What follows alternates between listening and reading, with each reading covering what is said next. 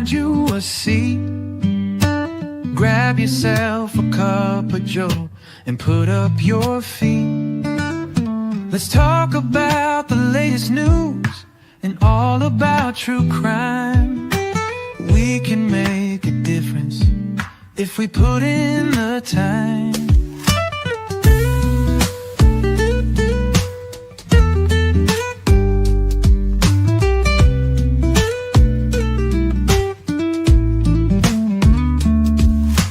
Good evening, come and find you a seat.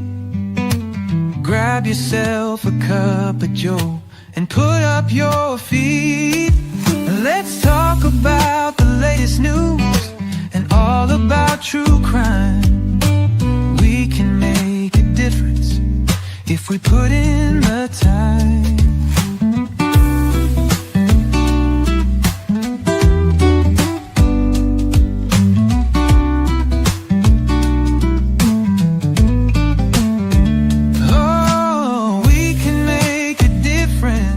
If we put in the time.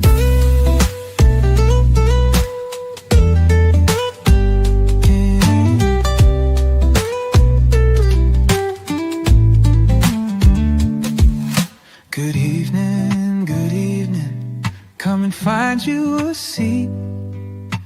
Grab yourself a cup of joe and put up your feet.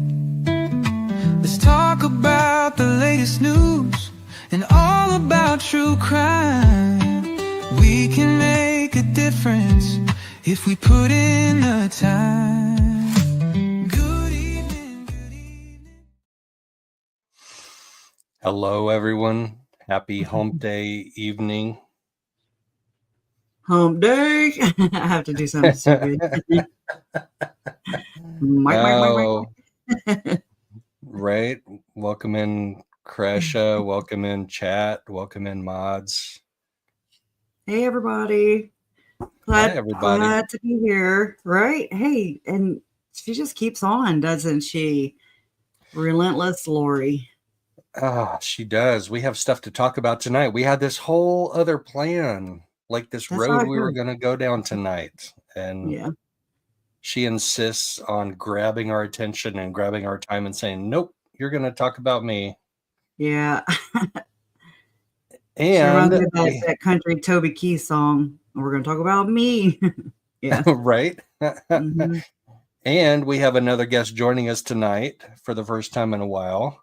I think it'll be only the second time all three of us have been up together. Yeah. Welcome in, Megan. Good to see you. Hey. Oh, you're muted. Is she muted? Good to see you. Hello. There you are. Hey, girl. Hey, how's it going? It's good to be with you guys. Always. Yeah. You're here to bring the reason, huh? Yeah. Good. Yeah, Kresha and I have a tendency to like go down these rabbit holes together, and neither one of us will like bail the other one out. We're just like, we're okay with it. That's what we do. Yeah. We got to have a voice of reason. Yeah. Well, I hope I'm not that, because I'm. Or let your hair down. I'm going to be a little snarky as always. There you go. Bring it on. There should be plenty of snark tonight, because we're going to look at the latest documents that have dropped. And I just found out as we were coming into this that not only do we have Lori's motion to dismiss Judge Boreski again, but we have the state's response to that too. That just dropped like in the last hour or so. So we have both of those that we have to take a look at. But she submitted an affidavit with her motion, which is really bizarre to me, because if you're Lori? your own, yes. Okay. If you're your own defense attorney, why do you need to submit an affidavit with a motion? She got to have a witness. It's like me, myself, and Irene, you know. Oh my Megan, God. I think, are you muted? Is Megan muted? Sorry, guys. Stop it, Lori Portal and Chad Portal. Damn it. your bullshit. Okay. I know you had something to say there. I saw you say it, but I didn't hear it. Yeah, I've said to myself so many times during this trial that I'm not an attorney and I don't understand all of the rules of legal procedure, but it does seem to be that there is some weird stuff going on Weird. in Oh Lori's shit. brain and with Okay. her, legal motions and all of that. So also, I'm going to just apologize in advance because I am an eternal optimist. I always think that I can get more done in a space of time than I actually can. So I'm going to be off camera a little bit because I have not eaten, and so Oh, girl. I'm going to be eating while I'm going to multitask while we're There you doing go. this here. So I apologize. Yes. Yeah. I just did the wonderful oven pizza right before we came on live. So Nice. I ate before Well, we did too. I've learned. Full disclosure, I'm going on Web Sleuths right after this. So I'm not going to have time in between. That's all I'm saying. There you go. Okay. Do what you gotta do, girl. Well, let's get to it then. Let's take a look at this document. Let's do it. Yeah, let's do Right. it. Take a deep breath. Here we go. Jury selection starts tomorrow, right? It does. And I was going to ask Joe, do you know if they're going to be streaming jury selection? So what they did last time was they streamed the version of tomorrow, which was the attorneys and lawyer Lori going over the questionnaires that came back. So they send out electronic questionnaires, they get them back, and that's what they're going over tomorrow. They sent out 300 of them. So they're going to be like canceling the ones that are obviously cancelable, right? Like, oh no, Lori's name's going out tomorrow. Or whenever. That is way too much personal information. It's an invasion of her privacy and a violation of her Sixth Amendment rights. Oh my God. Right. But they did stream that last time. But then the day after that, which is going to be the version of Friday, which is in person, the jury shows up. So there's group voir dire and then there's individual voir dire. They didn't stream that, and that's what we attended. Trace and I attended last time, and I will be attending on Friday. I haven't made up my mind if I'm going to go tomorrow. Like, it doesn't seem like there's a good return on the investment there to go attend that. Well, show. I'm feeling for you because I'm remembering deja vu all over again. I'm so glad that I'm going to be reporting right here from this comfy chair in my own house. Yep. Yeah, it sucked to see, especially you, Megan, like be so spread thin. And I know what it's like. It's heavy. It's heavy, and she sucks the life out of the room. And it's like it all comes to a head, so to speak, and it hits you while you're in there sometimes. And yeah. And I mean, it was Joe, definitely you spread yourself emotionally thin draining. too. Yeah. And it will be, watching remotely, so I can't imagine what it's remote like. Viewing? Oh yeah, girl. We are RVs. Right? Without Tom Harrison. Yep. Anyways, sorry, Joe. Sorry. Yeah, no. It's fine, and it is draining, and I don't even have a fraction of the emotional investment in this that you guys do. So I appreciate you joining me and inviting me to join you. But it even was for me. Like it was hard to sit through parts of the trial. Very, very hard to, and very emotionally. Thank you for your service. Thank you for your service, Joe. Well, it's always interesting to me, and I find trial procedure to be fascinating personally, because I'm a very analytical person, but there is a certain amount of tedium to it, because what I wish is that, they could just get up there and do a narrative. Like Nancy Joe said, I laughed so hard when she just went, am I allowed to do a narrative then? Yeah. Like rolling up her sleeves, like, come on, taking her earrings out. But they have to lay so much foundation on who the person is and how they're involved in the case and what their qualifications are. And then they go through this methodical, procedural stuff. And it can be really taxing and draining and boring. But at the same time, I appreciate that because I want to know all the things. And I know for some people it's too much to go through, which is why we do what we do. The summaries that I do at, lunchtime and at the end of the day, it's because people check out, you know, and it is hard to pay attention to it. So, right. Yeah. And it's hard if you're not there in person to see some of the subtle things that go on between Lori and her advisory council, between the jury and the jurors. I mean, and I will miss that part of it, because there were some times when there were some audible gasps from the gallery. There were some times when there were some raised eyebrows in the jury box.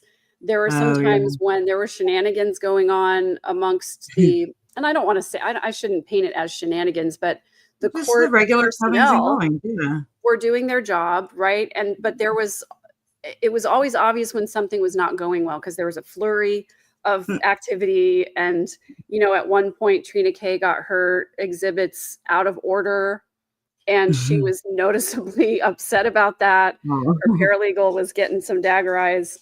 So yeah, I mean, those little nuances, I really am sad to be missing those, because those are the things that I feel like I enjoy being able to pick up on those and let people know what's going on. But it is what it is at this point, and I know I'm going to be safer and happier here. So you're like a people watcher. I always have been, you know, like just observing people, and I don't know. Yeah. Me too. I I noticed juror number 15 from day one. Like, he struck me as an oddball from day one. I was like, yes, this guy's going to be trouble. You know, and then he got called in front of the judge three times for different things, 2 with his phone and then 1 with juror number 16. And I'm like, damn, Social Security. It was, there was a certain, I hate, like, this word is forever tainted for me, but there was a certain nonchalance about juror 15. He was almost always chewing gum as he came into the courtroom, had a hand in his pocket, you know, clearly didn't realize that his phone was ringing when it was sitting on the little stand next to the microphone.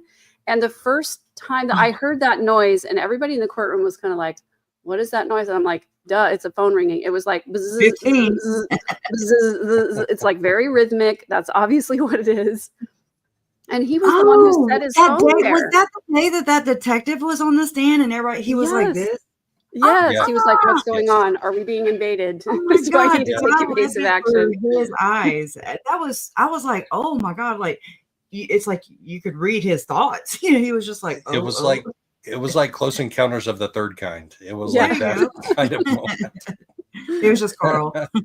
Just Carl. Yeah, there just was a level of unawareness. It's like Carl's and Karen's. Oh, that's going to be the title of my first book that I write. It's going to be Close Encounters of the 15th Juror Kind.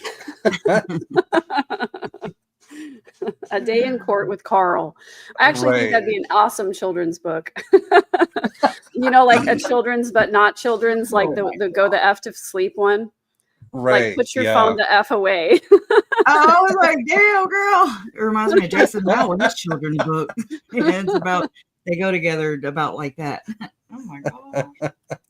I like your title there. So, also, just fair warning, guys. I took my medicine way too late in the day yesterday. Oh, shit. And as a result, I did not get to sleep until very late. And there was a giant thunderstorm. I heard you talking about that on your live, Kresha. I listened to you guys' episode earlier today.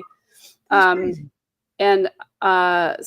I woke up at about 4:00 this morning, and I've been on the ground running ever since. So this is like literally the first time that I'm sitting down, and I've got my comfort food in front of me here. God only knows why I wanted to make roasted tomato basil soup on a 95-degree day, but I've got tomato basil soup and a grilled pesto chicken cheese sandwich. Oh, that sounds so good. That does sound really good. It does. Smells delicious. But if you fall asleep in it, we'll try and wake you up before you drown. Thank you, because I have an appearance on Web Sleuth, so make sure I don't miss it. Deuce Bigelow, and the woman was narcoleptic, and so her hair was in a ponytail, and so problem solving, and she fell asleep, and it would catch.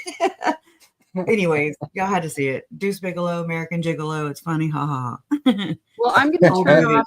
Well, okay, Miss Smith. I actually made green chili chicken enchiladas 2 days ago. And I made the real. And I made a video of it, and I'm going to be posting the video, and the full recipe will go up on my Patreon, but the video has almost everything in it. So there you go. I need some damn funeral potatoes before it's all over. Oh yeah. Mm-hmm. I'll make some for you. Trace's daughter made funeral potatoes on Monday to go along with my brunch that I made. Yeah, they were pretty darn good. They were pretty darn good. Yep. Well, all right. I'm ready to get this over with. Yeah. Like not tonight, but like this trial. So ready. But I'm also gonna kind of miss it. I mean, I know that sounds psychotic, right? But it's like we've been doing this for 6 years straight, and there's always been another trial, and that's not happening this time. So I don't know. I've got feelings attached, you know. And just trying to tell myself that it's not over. It's just an end to this. It's, a closure of this.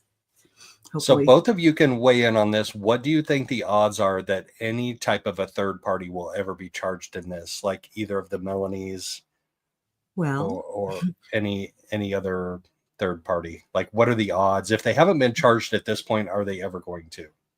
They'll be charged with our RICO, right, Megan? No. We got to work on that for sure. Yes, I'm excited to dig into that with you. That's another way. I hesitate to kind of put a percentage on it, but I know that Trina K will prosecute if there is enough evidence to get a conviction. I know she will. So, yeah. I mean, and I'm down for lesser charges, like I am too. Accessory or accessory after the fact, or any kind of conspiracy, whatever. Yeah, we're not picky. Yeah. Hell, we'll help you. Well, not only are we not picky, we all feel like there was some complicit behavior associated with some of those other people. 100%. And I will tell you, it was shocking to me. I really wanted to believe the best about everybody. And that's just the way I operate. I want to believe the best about everyone. I want to believe in good intentions. I want to believe in contrition. But it was shocking for me to listen to the Chad Daybell trial and listen to the recordings of Melanie on the phone with Chad and Lori after Alex's death. And then it wasn't until I heard that testimony that I then went back and watched the body camera footage of Melanie being arrested at her former in-laws house, with Alex sitting in the van on the street with weapons in the car. And it blew my mind. And I was like, I'm sorry, I can't give the benefit of the doubt on that anymore. I'm so proud of you. I'm so proud of you. For real. It took me a while to get there, but I've been there. I've been there for a long time. It sucks. And I'm so sorry. Yeah. But I'm glad that you got there. And I mean, it's worth it. It's the right thing. And, in your heart of hearts, right? And it's not like you're condemning anybody for life. It's just, it's like you have to kind of, it's like way between innocent children and innocent victims versus this system, and the way they're acting is crazy. Thank you, Big Monkey. I'm just glad you call it out. That's all. I really am. We need a lot more people like you. Well, I mean, look, if you want to be an a-hole and go, get in a bar fight and, mess up some dude or whatever, the two of you go at it and bruise each other up. Okay, whatever. I will not give any sort of leeway to anybody who participates in the harm of children. And I don't care how severe the harm is. If there's not 100% contrition, if there's not reparation, if there's not an admission of guilt, like I just can't abide that. I can't understand it. And I won't ever give any sort of leeway for people who participate in the harm of children. I just won't. And there's no contrition at all with Lori or either of the Melanies. None of them whatsoever. None. Exactly. If there was contrition, we would have the full story. We would know everything about everything that happened between that group. We would know exactly what happened to the kids and when and who was involved. If there was any contrition at all, they would come forward and they would tell us the entire story. But they won't do that because they're too ashamed of their own role in it. And of what they'll lose. Temple recommend, face. They're trying to save face, and it's all about. Let me ask them this question though: if they're watching, and who knows if they will ever see anything like this, on any one of our channels. I have a feeling some of them do. Oh yeah. Well, let me ask you this question, just full face on. Is your temple recommend? Do you really feel good going to the temple, knowing that you have information that could ease the suffering of the family members of the children that you helped unalive? How does that feel? Does that feel good going to the temple? Do you enjoy your freedom? Do you sleep well at night? Is there any part of you at all that is disappointed in yourself for the role that you played? Because I'll guarantee you this, and I say this all the time because it's me, because I'm calling myself out. There is a moment between awake and asleep when you are alone at night, and it's only you and your thoughts. And that is the time when you have the reckoning. And if you have made amends with all the people in your life and you feel good about your choices, you're going to sleep just fine. But it's that time between awake and asleep that your conscience comes to call, and your conscience comes to collect. I like that. And may you never have another night's peace if you participated in harming children. The end. Yeah. And may you never have another night's peace. And your salvation is at stake. For real. Like what's the point of worshiping Jesus or anybody? If it's disgusting. The Mormon part of my brain, it's hard to kill those brain cells. I'm trying real hard. But, there's a scripture that sticks in my mind. And I want to say it probably is a Mormon scripture because it doesn't sound biblical to me. But it has a little bit of a ring of truth to it. I don't believe that the Book of Mormon is the word of God, obviously, but I do believe in the power of myth. And I think that all mythological stories have value in some way. And that's how I view the Book of Mormon now. But there is a quote that sort of echoes in my ears when we talk about things like this. And it's something to the effect of that the people who are falsely worshiping and falsely pretending to be believers, they are drinking damnation to their soul. There's something kind of poetic about that. And then they it's like a rot or a cancer or, because then I don't know. It's like these like-minded individuals. It's like they transfer it to one another. It's weird, but yet they talk about unbelief and it makes no sense to me.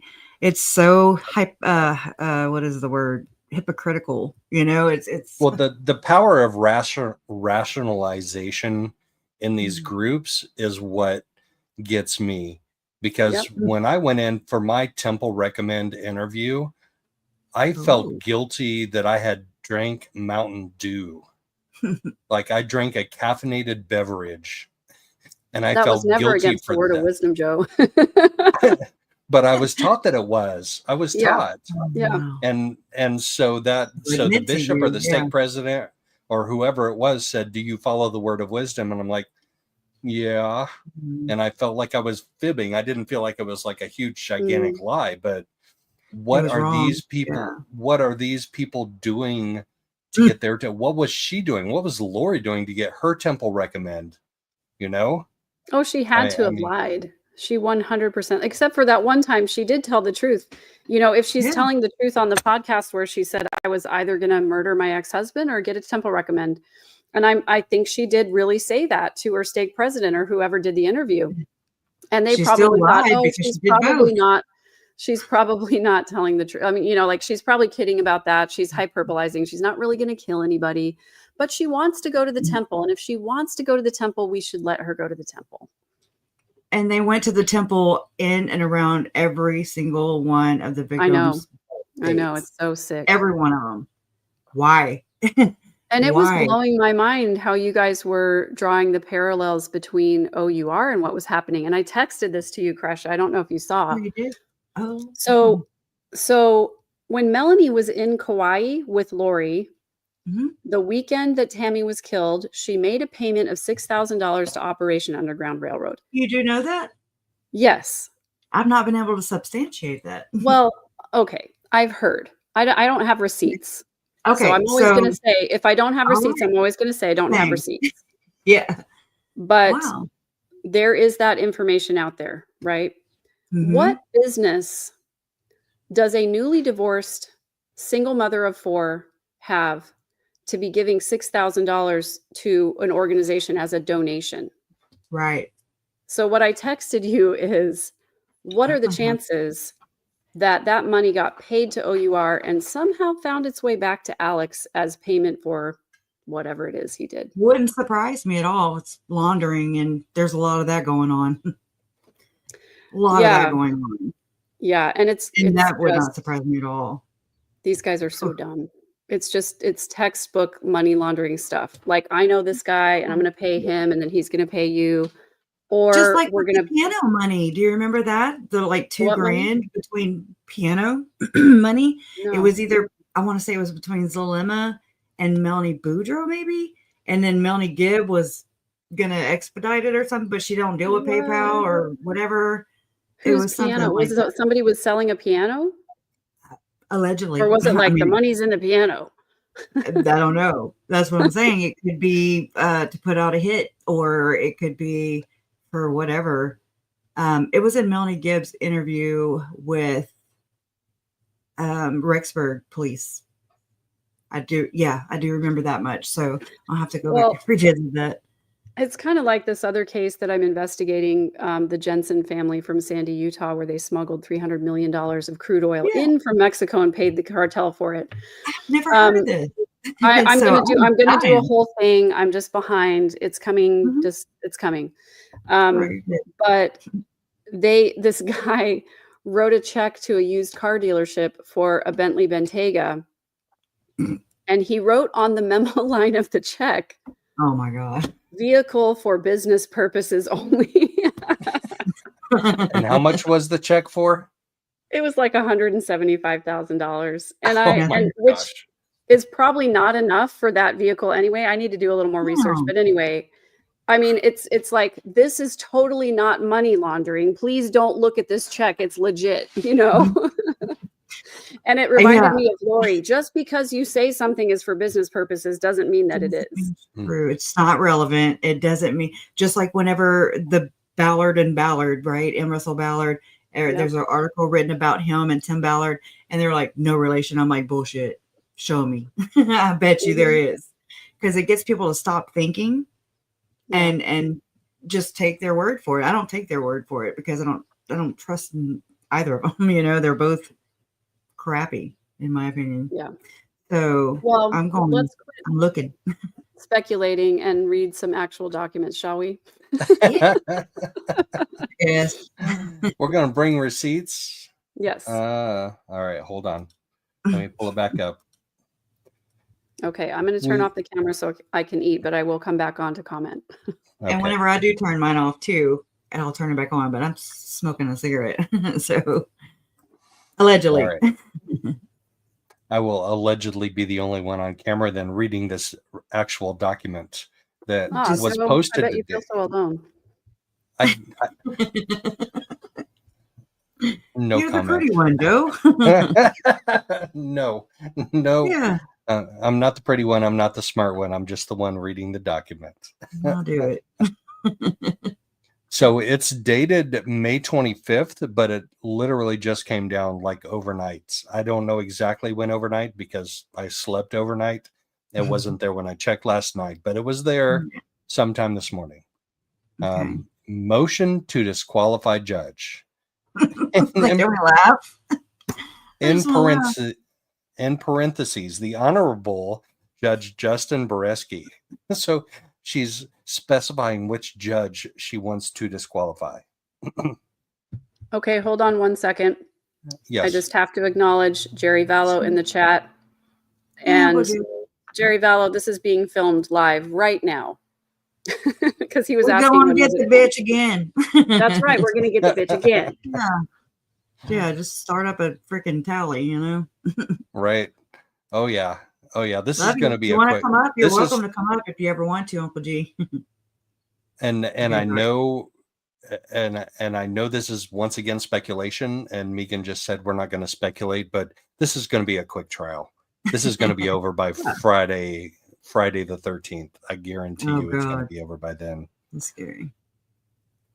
Anyway, all right. This is the motion that came down today from Lori. So it's not handwritten, which means that her paralegal participated in preparing this document.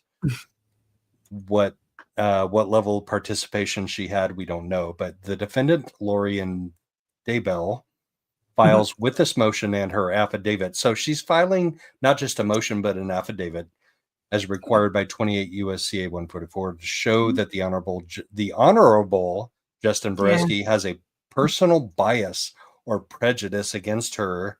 As a result, the defendant cannot receive a fair or impartial hearing or trial before this court.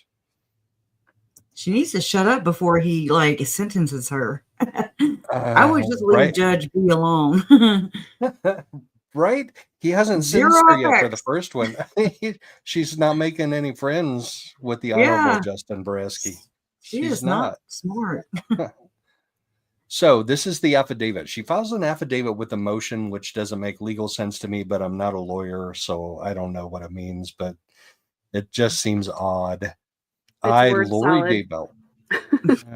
Right. It's an extra layer of legalistic exercises because she's lawyer Lori. Yes, she just wants to speak legal.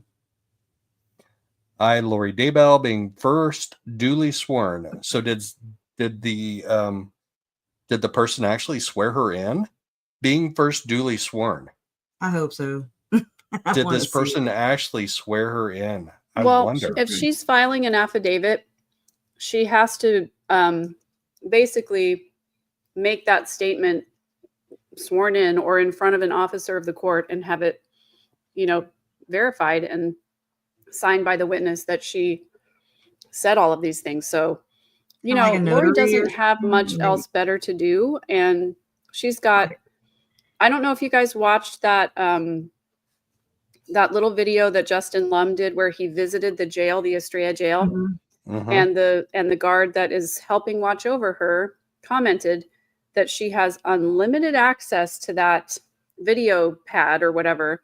So as long as her 2 advisory counselors, her special investigator, and her paralegal, as long as at least one of those are available, she can be on that thing all day if she wants to. So shut up with this. I'm incarcerated jail prison situation for 23 hours a day. Right. She said I'm locked down 23 hours a day. She don't sleep, right? She's not supposed to. My business. Yep. She's got plenty of time. And she didn't even mention the portals that she has open to her. Come on. Yeah. Well, we are too lowly to understand her portals, so she's not going to throw her pearls before us swine.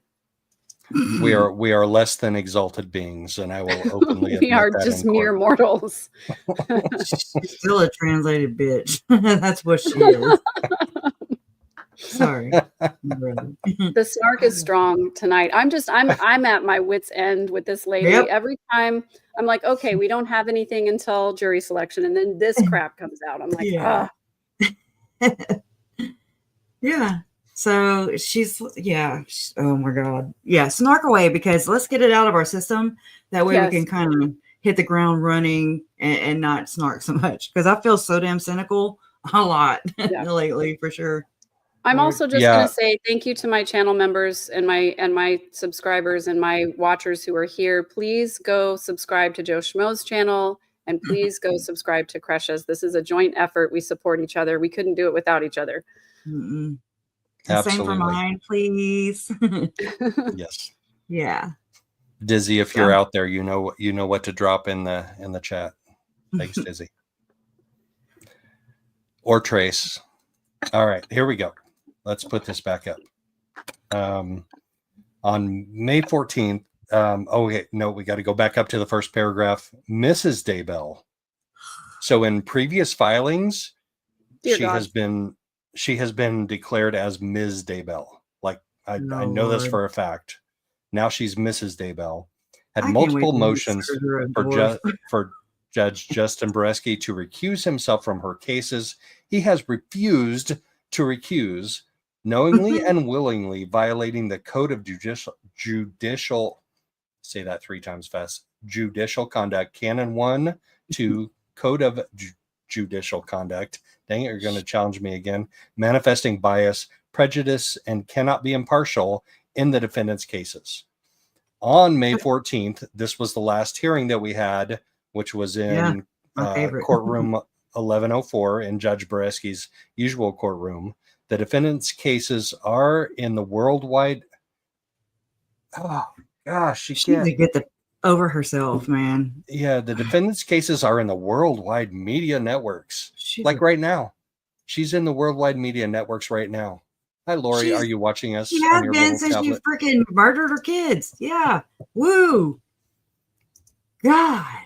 It's like Judge Bresky refused to recuse himself. Indirect questioning by the defendant. The judge proceeded to breach his duties of the codes of judicial conduct, Canon 1, 2, by further commenting with opinions of the defendant's prior 2 groups of counsel, the defendant's advisory counsel, and the defendant's motions that he had denied without cause or decision to support his denial of request. A judge should have recused himself, not the judge, a judge should have recused himself related to the merits of their own ruling. Speaking of merit. Yes. Just saying. She has none. Remember? But it doesn't apply to her, right? Right. The merit, having no merit doesn't apply to her. She has merit just based on the fact that she thinks she's pretty, she thinks she's smart, she thinks she knows about the law. So that gives her all the merit she needs. But Judge Bresky doesn't have any merit. And nothing in this life counts for her. So doesn't count for me. 0 effects. It doesn't count for me. Yes. She is very short-sighted, huh? In regard to the complaint of judicial misconduct 603 F3D 1060, a judge commits errors of laws in the process of reaching discretionary conclusions. On May 14th, on the May 14th court proceeding, Judge Bresky's behavior and judicial acts fall within the scope of bad faith. Ooh, she's going to mention bad faith. Oh Lord, what does that mean in a legal context? Bad faith.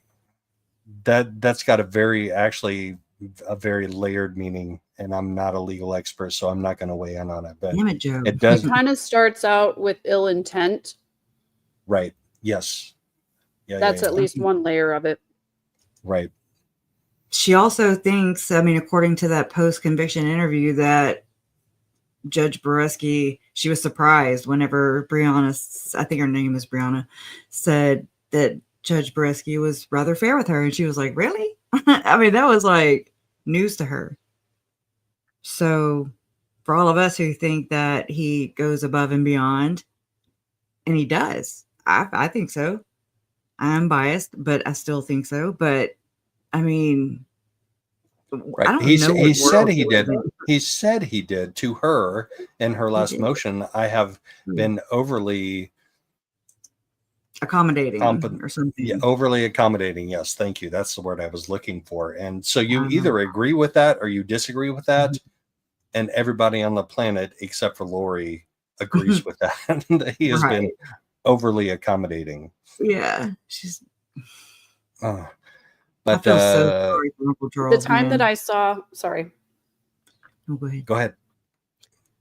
The time that I saw her the most unhinged when expressing her feelings about this judge was on that Arizona Family True Crime interview when Brianna said, the judge has been really fair with you. And she was like, oh, really? Do you think he has? And, you know, how do you think that's going to go for me? You know, she just lost it at that point. And it's like, it has to do with a lot of ragdoll with this one. It seems like that really pissed her off. Well, yeah, because she couldn't bamboozle what matters. Yeah, because what matters to her more than anything else is her appearance in front of the jury and the public. Maybe she's not wanting to escape, but maybe she's wanting to just pounce. I mean, it is a concern of public safety. Yeah. You know, I suppose. That's what I think. Yeah, I mean, I don't know. I honestly just think it's vanity. Yep. She was so mad. Yeah. Yeah, vanity plays a huge part in all of this. It's crazy. Like, and getting her way too, yeah. With Nancy Jo, I mean, did you just talk about me for the entire date? Don't flatter yourself. No. She was so good. I got a comment from Nancy Jo on my video about her. I was so excited. You go, girl. Aunt Nancy. That's what did she say? Oh, she just said, you know, thank you for all of the, you know, kudos, and all my channel people were just so excited to have a video about her because she did such a great job of shutting Lori down. She said she's not doing any interviews, but she really appreciated all of the good thoughts for what she did. Oh, that's awesome. That's awesome. You go, Nancy Jo. We need more Nancy Jo's. We do. We need more Nancy Jo's.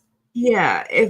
I believe like she represents an LDS woman really well versus all the, you know, the little seven gatherers and stuff, you know, I'm just saying. She is a woman of substance. Yes. Yes. There's depth in there. And integrity. Mm-hmm. She is classy. Yep. Yes. Classy. I want to be her when I grow up. Me too. Can I be her when I grow up? Yeah. Maybe no interviews, but we should go visit her. I would love to send her 3 dozen roses and whatever her favorite treat is, and treat her to a spa day and all of that stuff. I just can't you're gonna have to ask Lauren from Hidden True Crime because she got to spend an afternoon with her. Yeah, I saw that. Yeah. That was pretty cool. I really appreciate what she did. And I mean, that had to have been a very aggravating spot to be in, you know, just because I remember reading in the report that she wasn't sure she even wanted to participate in this, you know, but she did. And I'm so grateful for that. And I can see why my Uncle Charles, you know, went out on a date with her or whatever, you know what I'm saying? There was a spark from the start. I think that's what we can all gather from that. There was a spark between them from the start. And she wanted to know, Lori wanted to know about all these other women that were in his phone, but he also had appointments to go look at houses to rent while he was in town. So with Joe Pongratz, I actually found a recommendation letter from Joe Pongratz and his wife from 2014 for Lori and Charles. I was like, oh my God. You know, I need to share that. Joe Pongratz thought highly of Uncle Charles for sure. Yeah. And I mean, if anything, he told Lori she had to leave, like she had to go. Yeah. And that kind of would have, I mean, I'm not saying it's his fault or anything, but that set Lori into motion, you know, when she was praying and trying to get her answer on whether to move to Rexburg or whether Chad was allegedly going to come down here. Yeah. It urged her that way, I'm sure. I don't believe that she prayed about that. I believe she told God, God, I'm going to Rexburg. Yes, you know it. But related to this case, Melanie Pulowski or Melanie Boudreaux at the time also did, right? She followed Lori up to Rexburg. Not immediately. She didn't move up there technically until October 31st is when she signed the lease a few days earlier than, like when she went up there she was there for September 26th, 27th, 28th, and 29th. Probably, in my opinion, allegedly, maybe conspiring. That's a good time to conspire. And then she came back to Arizona, but she did sign a lease prior to that, and she listed her children on there. But I mean, that's who Lori was talking about a lot of the times, about having a daughter going to BYU. She did look at her as a daughter. Yeah. And she said those are her grandkids, basically like those are her grandkids. She always said she only had Riley at the time as a grandchild. And yet she was saying plural, and we're just like, what? It's very, very Again, just delusional, just a big bag of cats up there. Can't make sense of it. I'm so glad you got the good gene. Well, you have to remember, I do not share any blood with Barry Cox. So there's that. Amen. Okay, can we all just drop to our knees right now? Thank God. Holy shit. Thank God I did not go to that family. Yeah. All right. Back to the document. Okay. Yeah. All right. Now we have to tab over till I find it. Yeah. Where am I going to find it? Find it. All right. There we go. Right. So we talked about bad faith acts, intentionally committed. So we're on line 7, 8. Judge knew or should have known that his actions were beyond a judge's lawful power and without lawful power of judge, but for corrupt purpose. Does anybody look at Judge B and say, dude, you have corrupt purpose? Anyway, she does, which includes she should know better than to kill. But here we are. Here we are. Corrupt purpose. She knows about corrupt purpose a little bit. Anyway, she cites a court case, line 14. The motions that the defendant's prior 2 legal counsel teams, the defendant and her current advisory counsel, have advised for the defendant to file for evidence and further motions of request are crucial to the defense preparation, witnesses, experts, evidence, proof of innocence. She's just like throwing a bunch of stuff out there. Cross-examination, rebuttals, and foundation to the defense, all of which Judge Boreski has deprived the defendant of access to the evidence. Speaking all of which, wow. How about depriving all your victims of life? Okay. Okay. Yeah. She's annoying. That's a minor point. That's just a minor point. Judge Boreski crossed the line of neutrality when he misemployed. Ooh, there's a word. Misemployed. It's only 3 syllables. His powers when he assumed role. Powers. Using his judicial powers to advantage or disadvantage a party unfairly, thus giving impression that this court has opinion. Hey, I was misemployed once. Did you get to draw misemployment? I don't think so. Oh my gosh, she is cuckoo. Certified. Well, and some of her sentences are not grammatically correct. Like I want to correct them in mid-sentence. I have no room to talk. And thus giving the impression this court has opinion, that is not a complete sentence. Like there should be a semicolon right there. Anyway, I have OCD about that. I digress. Yes. Well, the thing that frustrates me about that is not that I'm trying to be nitpicky about, grammar and spelling and punctuation and everything, but it's so hard to understand what she's actually trying to say because she's using word salad, she's using bad arguments, and the fact that she doesn't use correct grammar also leaves us wondering what in the world she's actually saying or asking for. And because she's a murderer. I mean, so I'm just, she gets on my nerves. So she's snark bait all the time.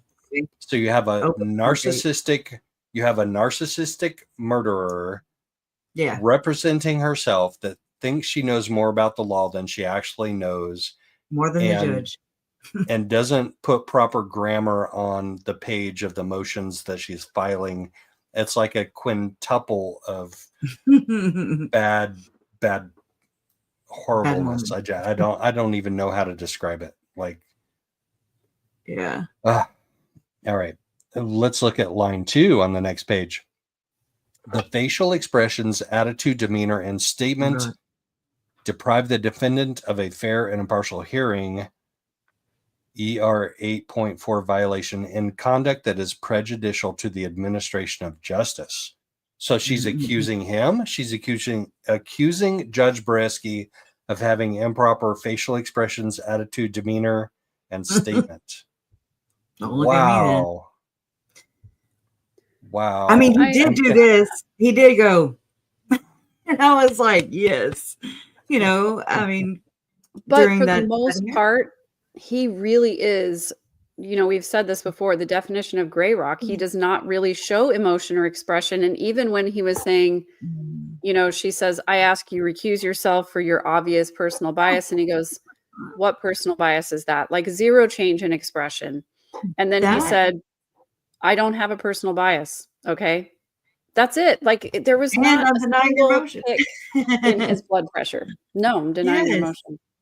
There were a couple of times when he raised his voice just a little bit to match her raised voice, but he immediately backed off of those. He's like, all right, I know this is wrong. I shouldn't be doing this. So, all right, are you done?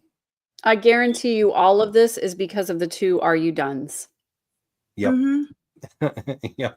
Yes, Your Honor. Her cute, sweet, pray and obey voice went bye-bye. Yeah. Yes, Your Honor. I mean, that's weird. Yep. She's It was the biggest sigh I've ever heard. And I raised 6 kids. Right? There you go. You have a high bar. Like she has a high bar to meet right there. True. With that. Line 7 on May 14th. This was the last hearing. Judge Bresky refused to apply or understand the direct guidelines of the Maricopa County Sheriff's Office. Oh, Lord. Office's own attorney, Maricopa County Attorney's Office civil attorney, Joseph Vigil, on March 20th. There, right? I don't know if Joseph Vigil was the guy that was there, but there was a representative of the MCSO there on the 14th. Yes, that was him. That was him? Okay. Yeah, and this is all about the rack belt. She's super mad about that. It is. It's got to be. On March 20th, Maricopa County Sheriff's Office responds to remove restraints during trial on page 3. Without any restraints in the courtroom, MCSO would recommend an unarmed detention officer and an armed sheriff's deputy in the courtroom. The belt is visible on the defendant and it has fallen off of the defendant in prior trial proceedings. The motion was denied by Judge Bresky. She didn't like the fact that it was hanging out. So when she called for that break, I thought she had to go to the bathroom. I did too. Like, yeah. She's like, Judge, we need to have a quick break. And he's like, okay, we can go. But apparently that was because, go ahead. Well, I just was going to comment on that because probably what you were about to say, you know, I didn't notice anything amiss with the rack belt at that point. I can tell that she has it on because she's wearing that jacket that kind of comes in fitted a little bit just above her waist. And then there's a little bit of a ruffle around it. Yeah. And so I can tell that it's there because there's a little bulk underneath the back of that. But, you know, most people I've talked to have said that they don't notice it at all. And I didn't notice anything amiss when she asked for that little break. But apparently, according to the judge, there was an incident where the rack belt was hanging down. She had to go adjust her foundation undergarments or whatever. And and then she complained to the judge, and she said that the jury obviously knew, or you know, the jury wasn't asked if they didn't know. And Judge Bresky, without missing beat, said, no, they weren't asked. Nobody asked to pull the jury. Nobody pulled the jury. In other words, that would have been your job, Lori, to ask the jury to be pulled on that particular issue. Now, he probably would have denied that request too, but I mean, still, he was boom, right there with it. Yeah. Right. Yeah. He said, and did anybody ask if they were polled, if the jury was polled? And of course, nobody was. So no. Yeah. So we'll never know. All right. Somebody's asking in the chat, somebody was asking if she shows the rack belt, can she cause a mistrial? I don't think that that's That's a possible. good question. I don't think that would cause a mistrial. I don't think the defendant's own actions can cause a mistrial. I could be wrong about that. Again, not attorneys, but maybe I wonder if she'd get reprimanded for it, or like, would it? I mean, if it was purposeful, like on purpose, and it makes me wonder, like, is she gonna nut up? Because, like you said in your video, I don't know which one, but about her mask is fully off, and I'm just like, oh, I'm a little like not nervous, but I'm just like, oh, what are we gonna see? Because I want this to go well, because I want it over, but what are we gonna see? Who are we gonna see? Well, I have to admit that I was stunned and shocked watching that final trial management conference. My jaw was literally on the floor the entire time, and I could not believe what was coming out of her mouth. The audacity of this woman to ask the judge to recuse himself. And so I just think we're going to see more of the same. I think she's escalating, and she's escalating because it gets harder and harder for her to keep that crazy under wraps, because that's who she actually is. And you can only bite your tongue for so long, until the taste of blood gets to you and you got to say something. Mm-hmm. So I think that's what we're seeing happen out here. Wow. But I don't think she has the balls to change anything up from the last trial. Like, she's not going to testify for herself. She's not going to have any evidence. She's not going to have any witnesses. Once Trina K rests, that's the end of the trial. Like, it's everybody else's fault. Yeah. And Trina K said she's resting on June 9th. Monday, June 9th, Trina K will be done. Which is poetic, because that's the day the kids were found. It's just one of those dates, Yeah. I honestly, Joe, I wish I could agree with you on that she's not going to change anything. I honestly think that she has learned some things since the last trial. And I do think that I think she might try to mount a defense this time. I could be wrong, and she could just totally give up again and say, well, they haven't made their burden, and so I don't have to present any evidence. I'm entitled to that. Right. That would be right on MO for Lori. But I do think that there's a certain aspect to her personality that wants to prove herself better than she was the last time. And I think she's taking a lot of her cues from the interviews that she did and from what people are saying about her in the media. And I think she kind of thinks to herself, oh yeah, you think that I'm not capable of blah, blah, blah. You think I'm a terrible lawyer? Well, watch this, hold my beer. Whoa. Yeah. Yeah. Right. I like that comment. Hold my Diet Coke. No, that breaks the word of wisdom too. You're not supposed to have caffeine at all. Caffeine is not in the word of wisdom, Joe. I'm sorry. It's just not. It's just people assume that it is. That blew my mind. Okay, because I was just beginning to learn about Mormonism, and Brandon came to Lake Charles, and he was hooking up a security system for my parents. I was like, okay, good, yay. But so I was outside, I was handing him a drill, it's just and I was just like, are you sure you're not from here? You sure you're not a Boudreaux from Louisiana, dude?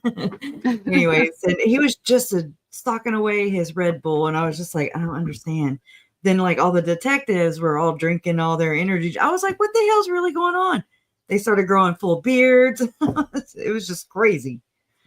It was like inversion time or something. Yeah. And I was very confused.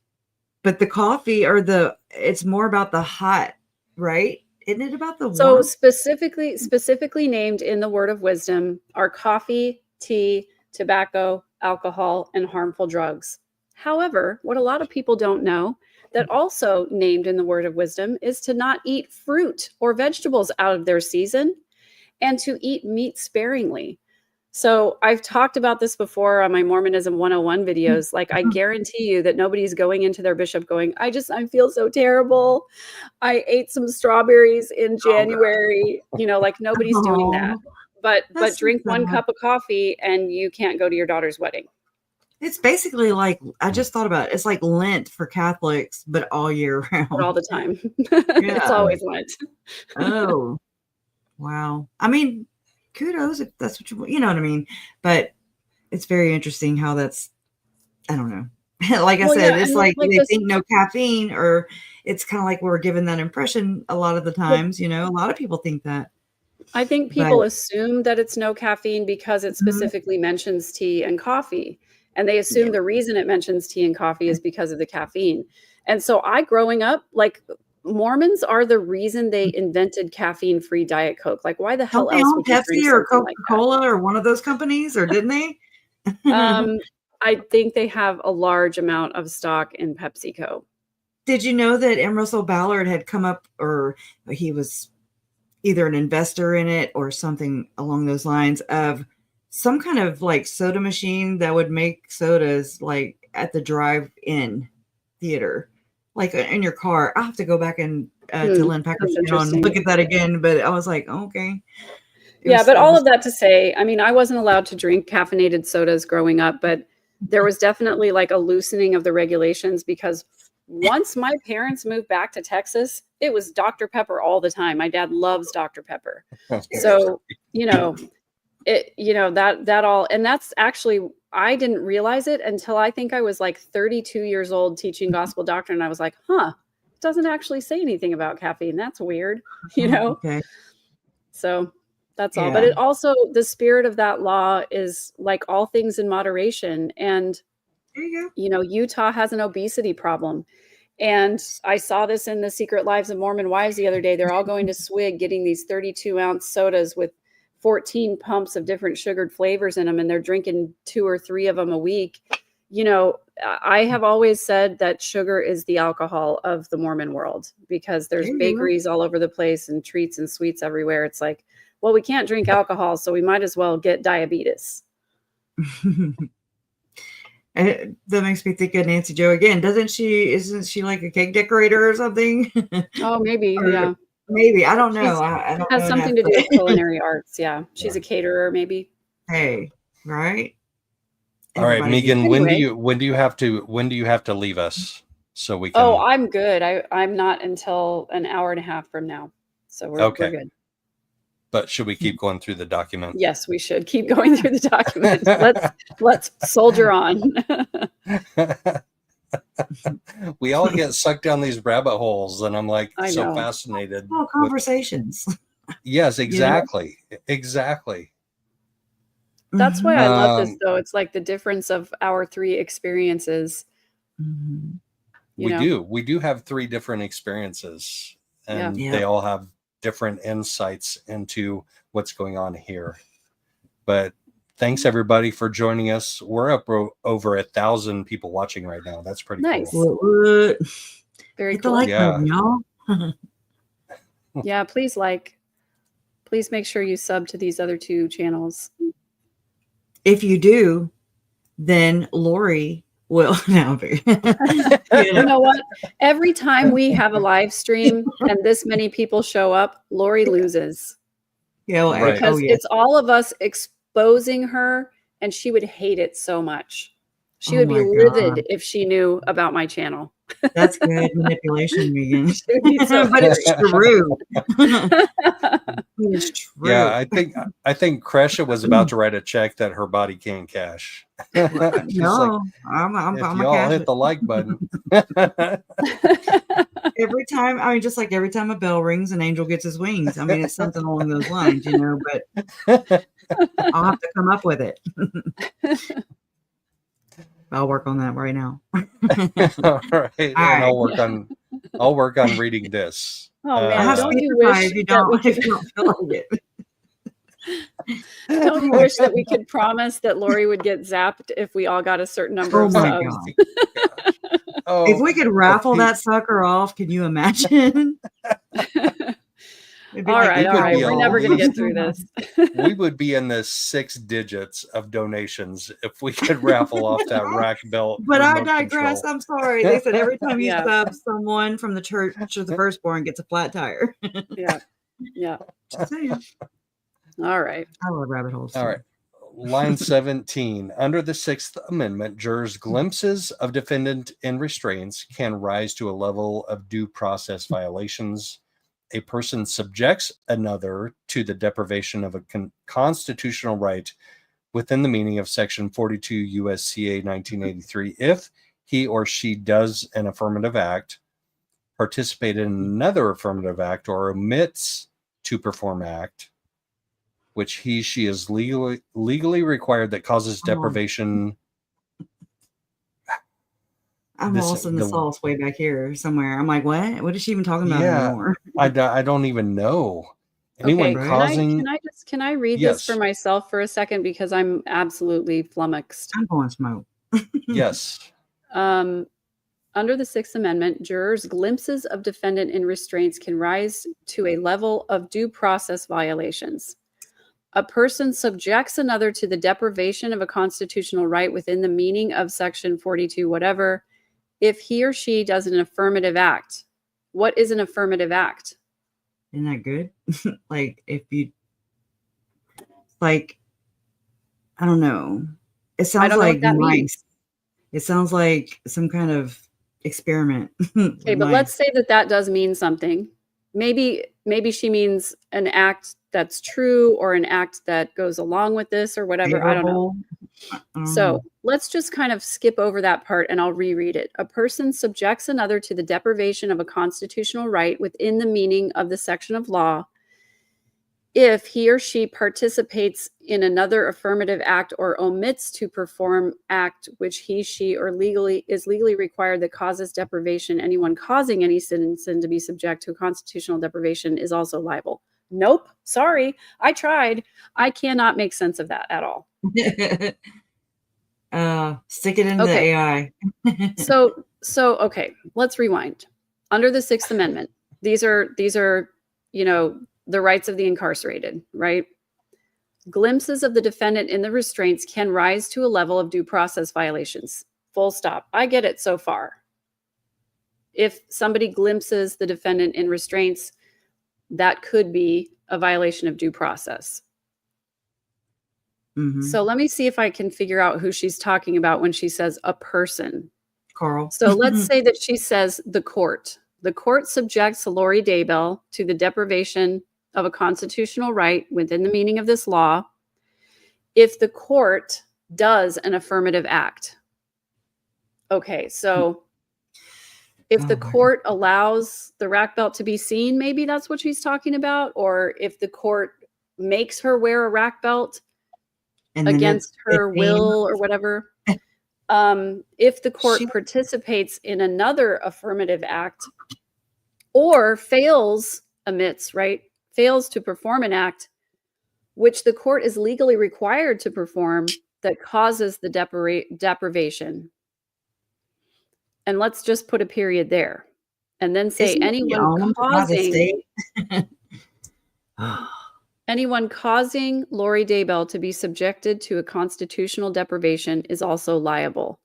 So let's just put this in the mind of Lori for a second. Let's run this through Lori GPT.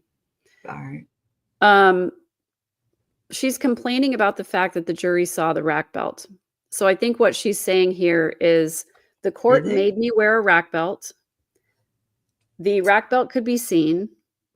Nobody in the court came to my defense and said, "Oh, Lori, your rack belt is showing." They let her go and tuck it under or whatever she had to do. That's her crazy. And so I think what she's saying here is kind of like Barry did when he was like, "I'm suing you, I'm suing you, I'm suing you, I'm suing you." She's like, the court's responsible. The prosecution's responsible. The bailiffs are responsible. The MCSO is responsible. Everybody else is responsible because you made me wear this thing and I didn't want to wear it and I shouldn't have to wear it because I don't need to. And because you made me wear it, it's a violation of my due process rights. And zero effects on me. Doesn't count for me. Right. Kind of plays into that too. Okay, so that's the second sentence. God. And then the requisite casual connection. Would you say nonchalant, Lori? Yeah.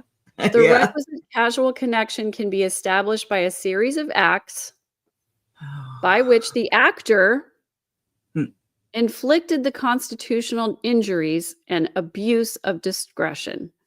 So, and this is where it all comes down to at the end. Judge Boresky's denial of both MCSO's and Maricopa County Attorney's Office Civil Attorney Mr. Vigil's recommendations and the defendant's motion for removal of restraint belt. The defendant is pro per filed May.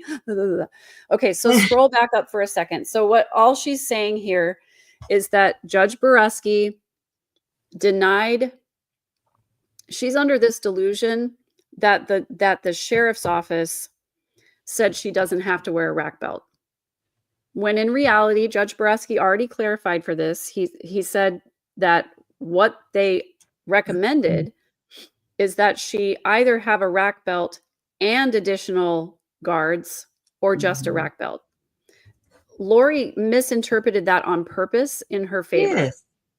And now she's citing that misinterpretation again in this situation to justify her rights being violated. Yeah, to say, Judge Boresky made me do this thing and he ignored the recommendation of MCSO and therefore blah, blah, blah, whatever is how she would put it, I think, word for word. That's a good breakdown, girl. I mean, just really trying to make sense of crazy crap. I just, I have spent a lot of time, unfortunately, corresponding and communicating with dysfunctional people. So what I always try to do is I try to put myself in their position and realize that, number one, Lori is very black and white. You're either for me or against me. And she also has a victim persecution complex. And so if we look at things from that point of view, then we can understand the point she's trying to make. That doesn't mean we agree with it. It doesn't mean it's a valid point, but at least we can try to make sense of the word salad a little bit. Yeah. Right. And here is that court order from March applying to both trials, the 2021 and 2022 cases. There you go. Yeah. So do you want to, are you going to go through it or? No, go ahead. Okay. So the judge grants in part and denies in part the defendant's motion to have removed restraints. The defendant shall not wear any visible shackles and or handcuffs in the courtroom during jury selection and trial when the jury is present. Handcuffs may be used during prolonged breaks in the courtroom, which we never saw that happen. Nope. And when the defendant is being transported to and from the courtroom. The sheriff's office will be permitted the use of the rack vest and one unarmed detention officer present near defense counsel's table. And we saw that throughout the entire trial. There was an officer sitting there who was not armed. Because the defendant is representing herself and will have some limited latitude to move about the well of the courtroom, a leg brace will not be required. However, at the sheriff's discretion, one or more armed sheriff deputies may be positioned near the exits at the rear of the courtroom for the duration of jury selection and trial presentation. And we did see that. Did we not, Joe? Were there not armed guards at the back door? Yep. But that contradicts her opinion that if there's an armed guard, there doesn't have to be a rack belt. This says nothing about that. There's nothing in this about not having to wear the rack belt. Again, she's misinterpreting in her favor. Right. So she never does that. She never does that. So out of character. Yeah. She's something else. Yeah. So just going back to, the new filing here, she's basically asserting that she doesn't have to wear a rack belt. She's trying to assert that the sheriff's office said you don't have to have a rack belt. She wants to think it's either or, armed guards or a rack belt, but it's not. It's both. It's either just the rack belt or the rack belt and the armed guards. Turns out they chose option B. Right. It worked. And she's trying to say that that's a violation of her rights. And it's not. It's just not under any legal definition whatsoever. It's not relevant. The state has a right and the court has a right and the sheriff's office has a right to demand safety in the courtroom and to restrain a convicted murderer. Yep. The end. Yeah. This kind of reminds me in Toy Story when Buzz Lightyear kind of goes off the deep end and he's having a tea party and he's convinced that he's Mrs. Nesbit. and Woody has to come in here and say, "You are a toy." Oh, yeah. Yeah. Like, Lori, you are a convicted killer. Right. You put yourself here like nobody did. Yes. Yeah.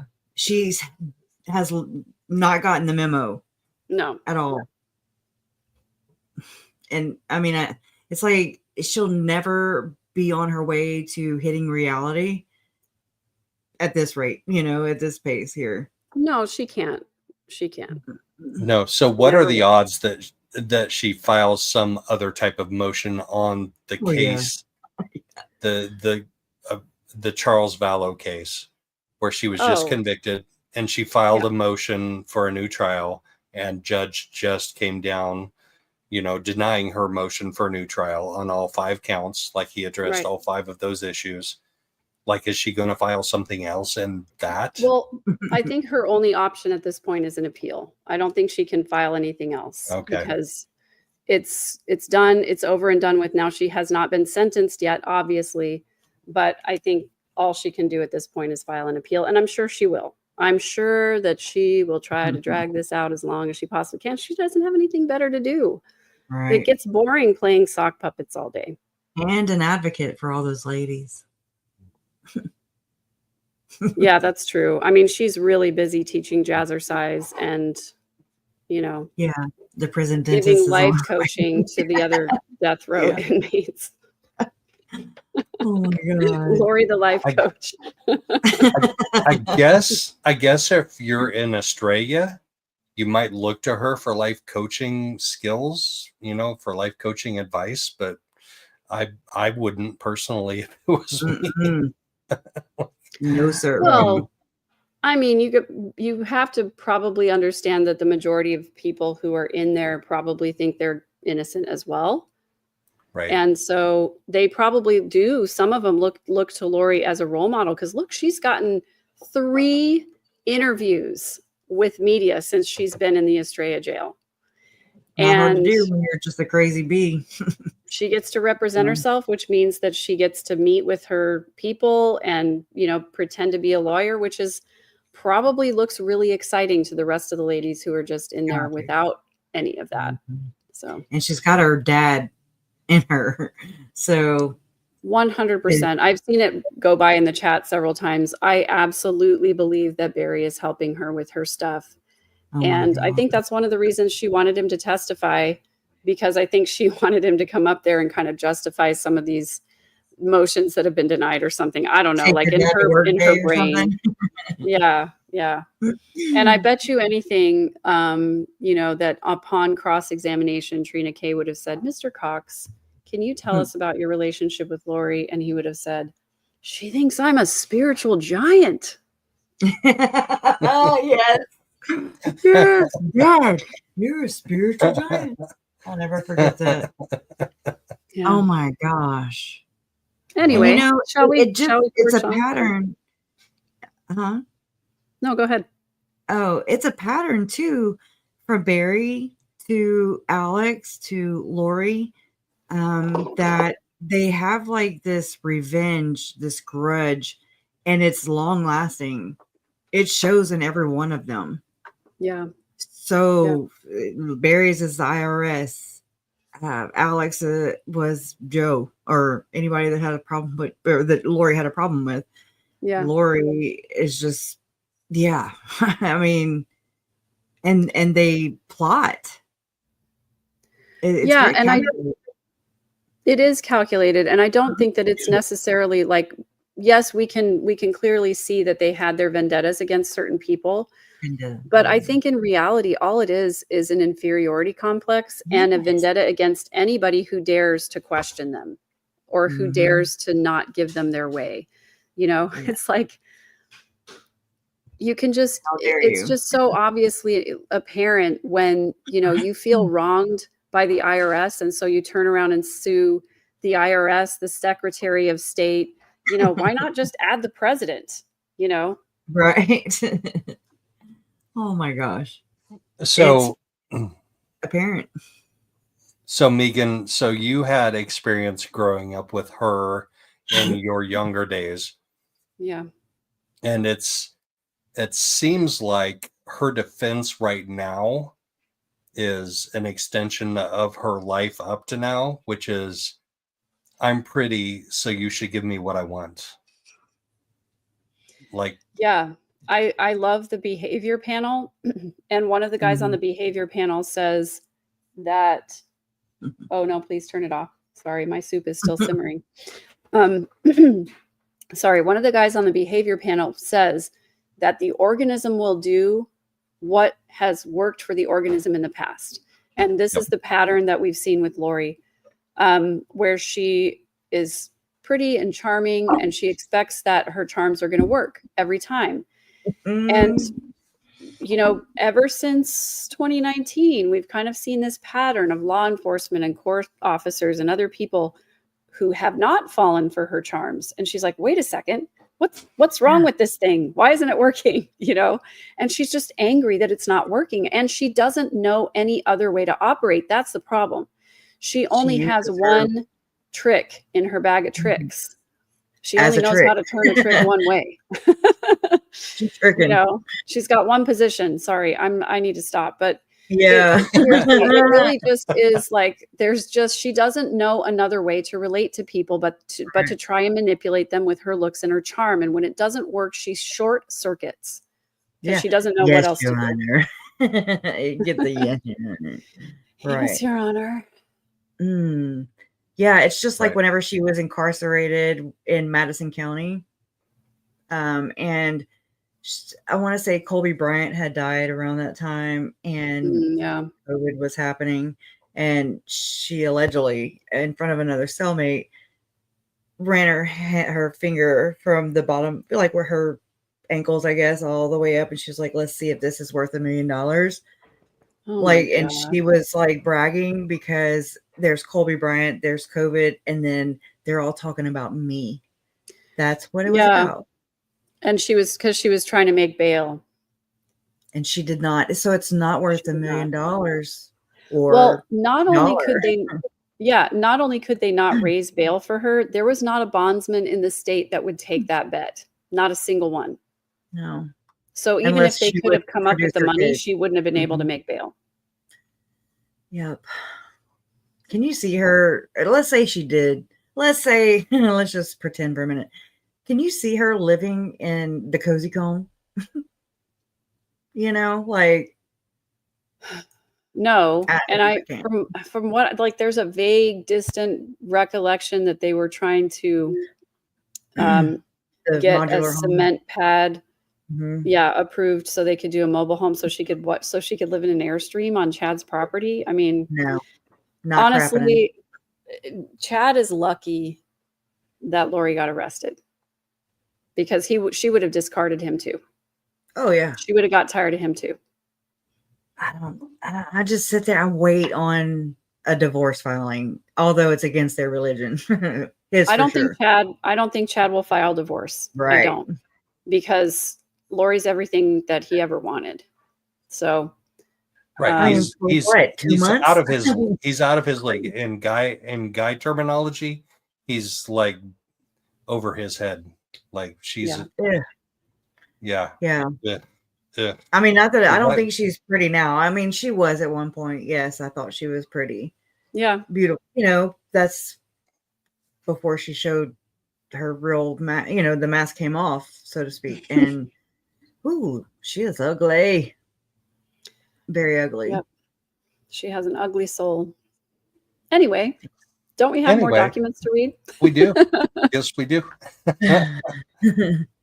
Let's see. We're on page 5 out of 9. We can do it. Let's step it up, people. Come on. We only have an hour left. Line 5. On May 14th, 2025, which was the last pretrial hearing, Judge Boreski denied the defendant's motion to dismiss for abuse of discretion by Justin Boreski filed on April 26th for violation of Speedy Trial Act under 18 USCA 3161, resulted in miscarriage of justice, failure to make prescribed findings to justify ends of justice. Continuance cannot be excused as harmless error under the Speedy Trial Act. A end of justice must be filed, therefore, a violation of Rule 15.7 due process and 3161H7. It's still worded awkwardly. Like, is he just sending her like these little blurbs and she's throwing them into a document? Like, it's worded so awkwardly. Yeah. And people have asked, are they helping her with this? I think they can help her with citing case law. I think that they can help her by saying, that legal argument isn't going to work here, or you should try this there. But I don't think that they're really allowed to reword, especially if she insists that they do it that way. So are we on the paragraph that starts the Sixth Amendment? Yes. Okay. The Sixth Amendment right to speedy trial. Congress enacted the Speedy Trial Act, which criminal trials must commence.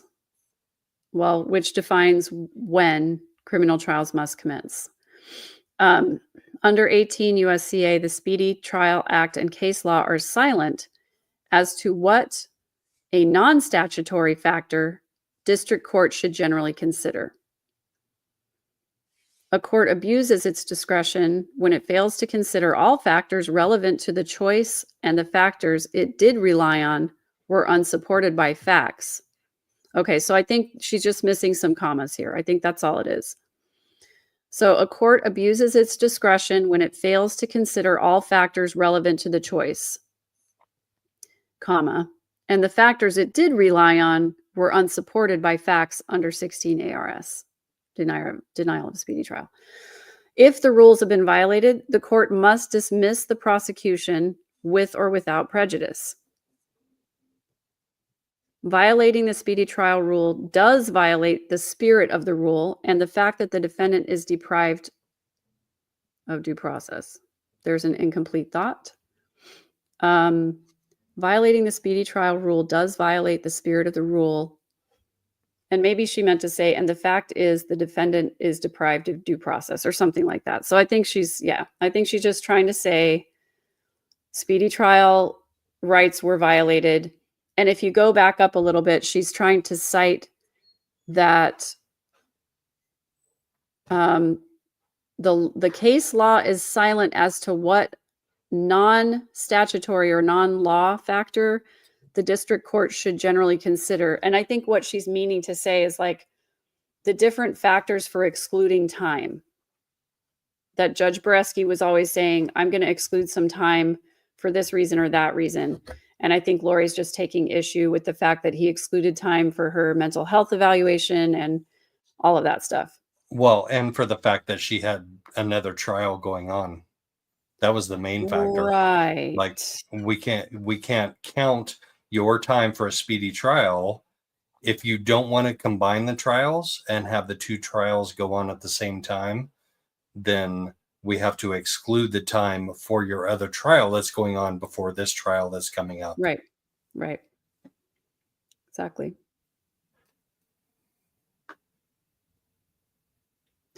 I love this. What Don Starkman says, there's a saying, you can't suck and whistle at the same time.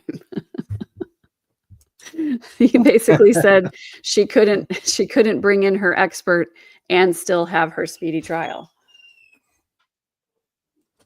No, that was literally debated in one of her pretrial motions before the last trial. And the Judge Boreski said, if you want Lonnie Dworkin to come in, we can let him in, but you're going to have to file for a continuance. And she said, nope, I'm not filing for a continuance. She's like, nope, I'm not gonna waive my right to a speedy trial. So that is what is called, you can't have your cake and eat it too. You made your bed and you need to lie in it. Liar, Lori.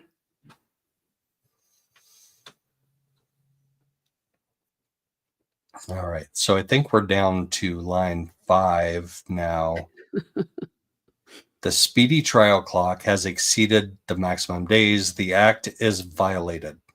The act is violated. I have been violated. Can you see her, hear her saying that? I can. The act is violated. Thus, the case should. I just wanted to let Miss Mojo know that I see you. Thank you for that. Oh, nice. Mojo Rising. I like it. That's a cool name. So Lori should definitely have restraints and armed guards and. Right. and my followers have started a bail fund for me that they would be willing to post bail for me if I jump over the wall and lay hands on her at some point during this trial. You know, it would only be worth it for me if I knew who had the remote control and I could get my hands on it.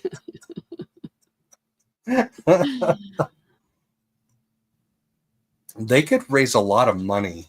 What about the frequencies, Joe? I had myself muted, but what about the frequencies? Have you checked into it? Do we know anyone at the end? I'm just kidding. It's a joke. I'm just hackers out there. Although I do really appreciate what Colby said when he said, you know, I did the calculation. I spotted where the guards were and I calculated how far I could jump over. He said, nah, it wasn't worth it. Did Colby say that for real? I think maybe I'm telling tales out of school. He may have said it in the family room after court was over. I thought he said it on an interview, so my apologies. Either way, that's awesome. Yeah. Yeah, I don't think they've raised enough money in my bail fund for me to like contemplate it yet. They'd like need to kick in a little more. Yeah, I don't know. I mean, if she was in Idaho, maybe I'd risk it, but I don't want to risk being in Estrella jail. Oh no. Well, we Not can for find that. out She like ain't that. worth Okay, that. she cannot. Catch me all right. outside. Catch me outside. How about that? Anyways. Line 5, the speedy trial clock has exceeded the maximum days. The act is violated. Thus, the case should be dismissed. Dismissal without prejudice is not a toothless sanction for a speedy trial act violation. What about the damn doomsday clock, Hooker? I mean, what happened to that mission? We aborted that mission, right? And now this is like mission justice for Lori or something. Mission speedy trial clock. How about this, Lori? You're going to be toothless by the time you get out of jail. Yeah. Well, she won't ever. So there's that. And I mean, did she adhere to the word of wisdom to ensure that she'll live a long life in prison? I mean, that sucks.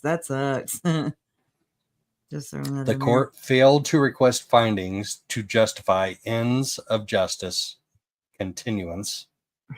Ends of justice continuance. That's a weird phrase.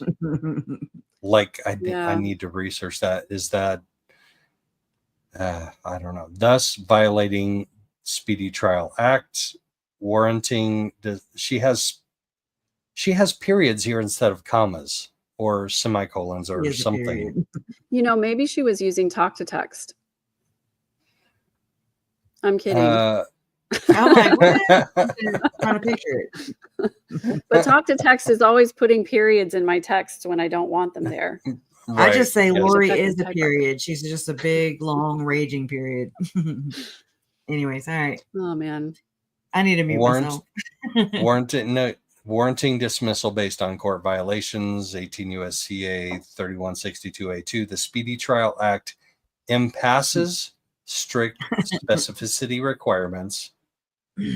She's getting this from somewhere, and if she's in jail and not prison, she probably doesn't have access to a law library, so somebody is sending this to her.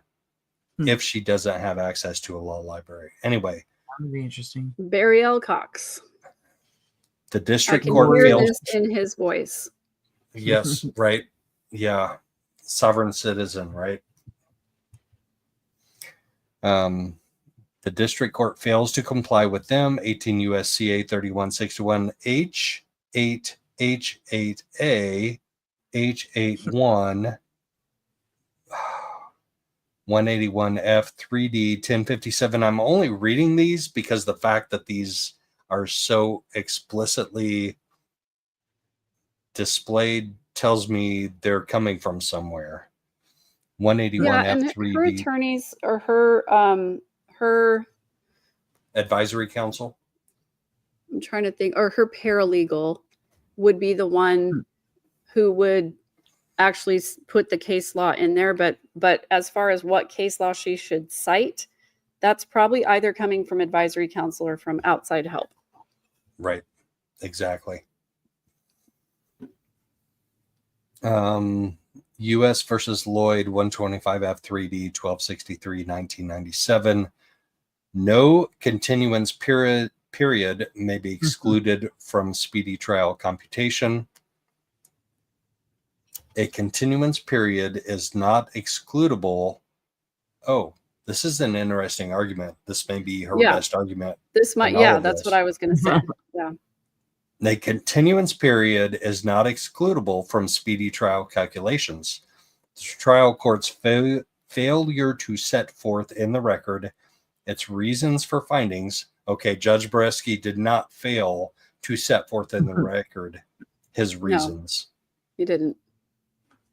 By granting a continuance violates 18 U.S.C.A. 3161 3174 H8A. The indictment time period violates the Speedy Trial Act. The defendant's conviction would be reversed and the cause of remanded. Nope. For dismissal of indictment. What? U.S. versus Perez Revelis 715 F2D 1348 1982. That didn't make sense. I think there's just an extra of in there because it makes sense to say the defendant's conviction would be reversed and the cause remanded for dismissal of indictment. Okay, gotcha. Who put the of in there though? Like who did that? I want to know who's responsible for that of. Probably her. That's probably her paralegal who's typing it up. And not only that, but Lori should have reviewed this before she signed it and sent it in. But as we know, she just signs a stack of stuff. And she doesn't know what she's doing. Right. Yeah. Like subpoenas to people right. who should not be subpoenaed. Yeah. Yep. How many people think that she sent those on purpose? Right. I do. Me. She's. I can't raise my hand on camera too much because it will tell me that it can't track my face anymore. See how I move to the left. Oh yeah. and I move to the right. If I put my hand up, it'll stop tracking my face. Oh my gosh. This new technology.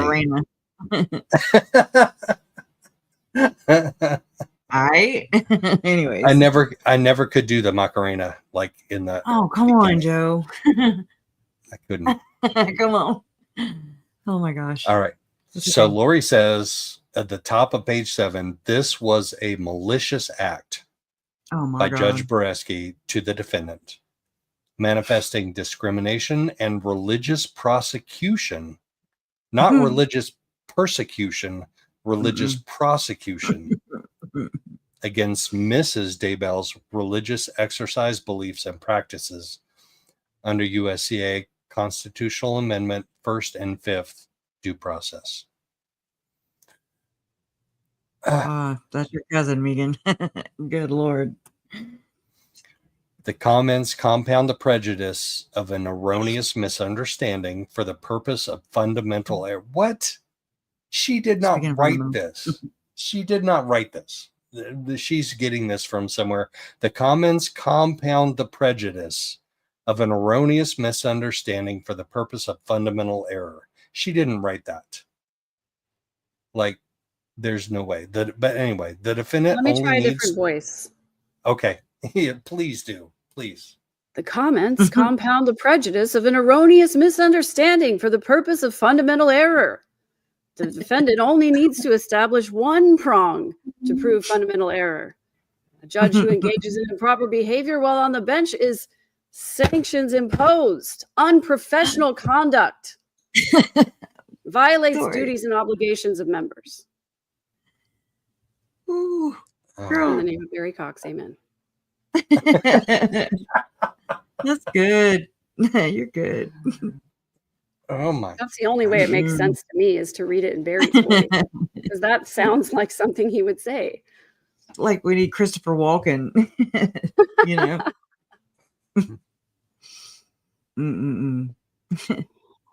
Oh man! Is sanctions imposed? That's not a proper grammar construction. Is sanctions imposed? So I'm looking at line 8, above line 8 and below line 8. A judge who engages in improper behavior while on the bench, is sanctions imposed? What kind of sense does that make? Doesn't.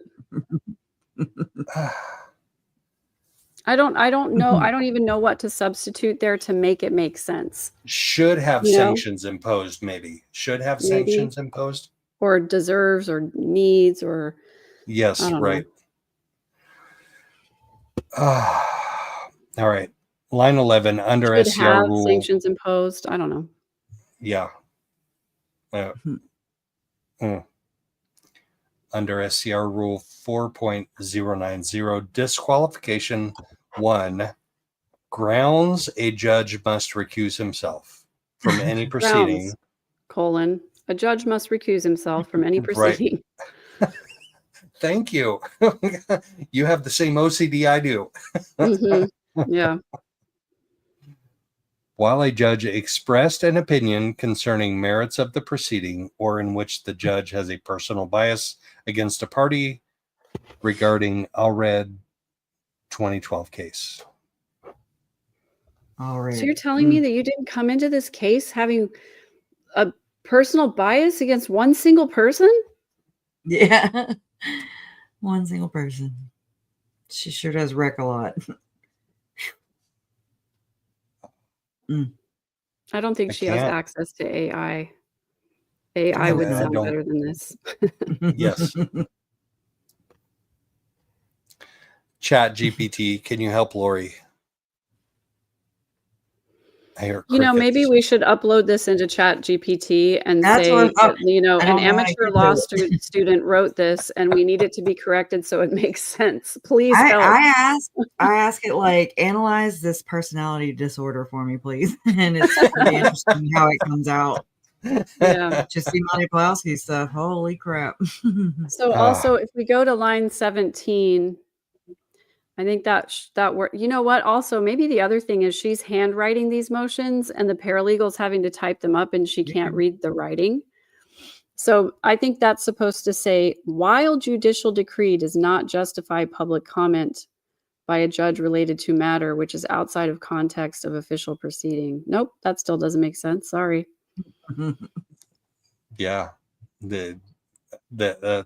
That's not a grammatical sentence in any way. Why did we start a sentence with? Yeah. With. So maybe we just take that word out and say judicial decree does not justify public comment by a judge related to a matter which is outside of the context of an official proceeding. Like she's just missing some critical conjunctions. Right. That makes sense. Conjunction. Why are we having to interpret her grammar and get in her head? I don't want to be in her head, like, at all. No, I don't either. It's a scary place to be. How much more of this is there? I'm sorry. I'm really curious about I've already dissociated a long time ago. Like, Code of Judicial Conduct, Canon 123, Subdivision A6. A judge's public comment, risk of appearing the judge impartiality. What the? I can't even get through one sentence of hers without it not making sense. A judge's A public judge's public comment runs the risk of the judge appearing in. Okay, I get what she's trying to say. Judge's public comment carries the risk of the judge appearing. And impartiality is the wrong word. Prejudiced. His objectivity is compromised in violation of blah blah blah. Comment is order for dismissal. Allegedly. I'm the defendant in the above entitled case. I am informed and believe, and based on that information and belief, allege that the honorable, and we go to capital and bold, the Honorable Justin Bresky, the judge before whom this cause is pending, has personal bias against the defendant Lori Daybell in favor of the state. A judge who manifests bias or prejudice in a proceeding impairs the fairness of the proceeding and brings the judiciary into disrepute. Facial expressions, attitude, demeanor, and statements deprive the defendant of a fair and impartial hearing. Misconduct, blah, blah, blah, bias or prejudice of judge. A judge shall not preside once avid. A judge, okay, here's true. Here's why she filed an affidavit, because she says a judge shall not preside once the affidavit is filed. Yes, that's why she did an affidavit. Yes, but that's also assuming that the case law she's citing has application in this particular instance.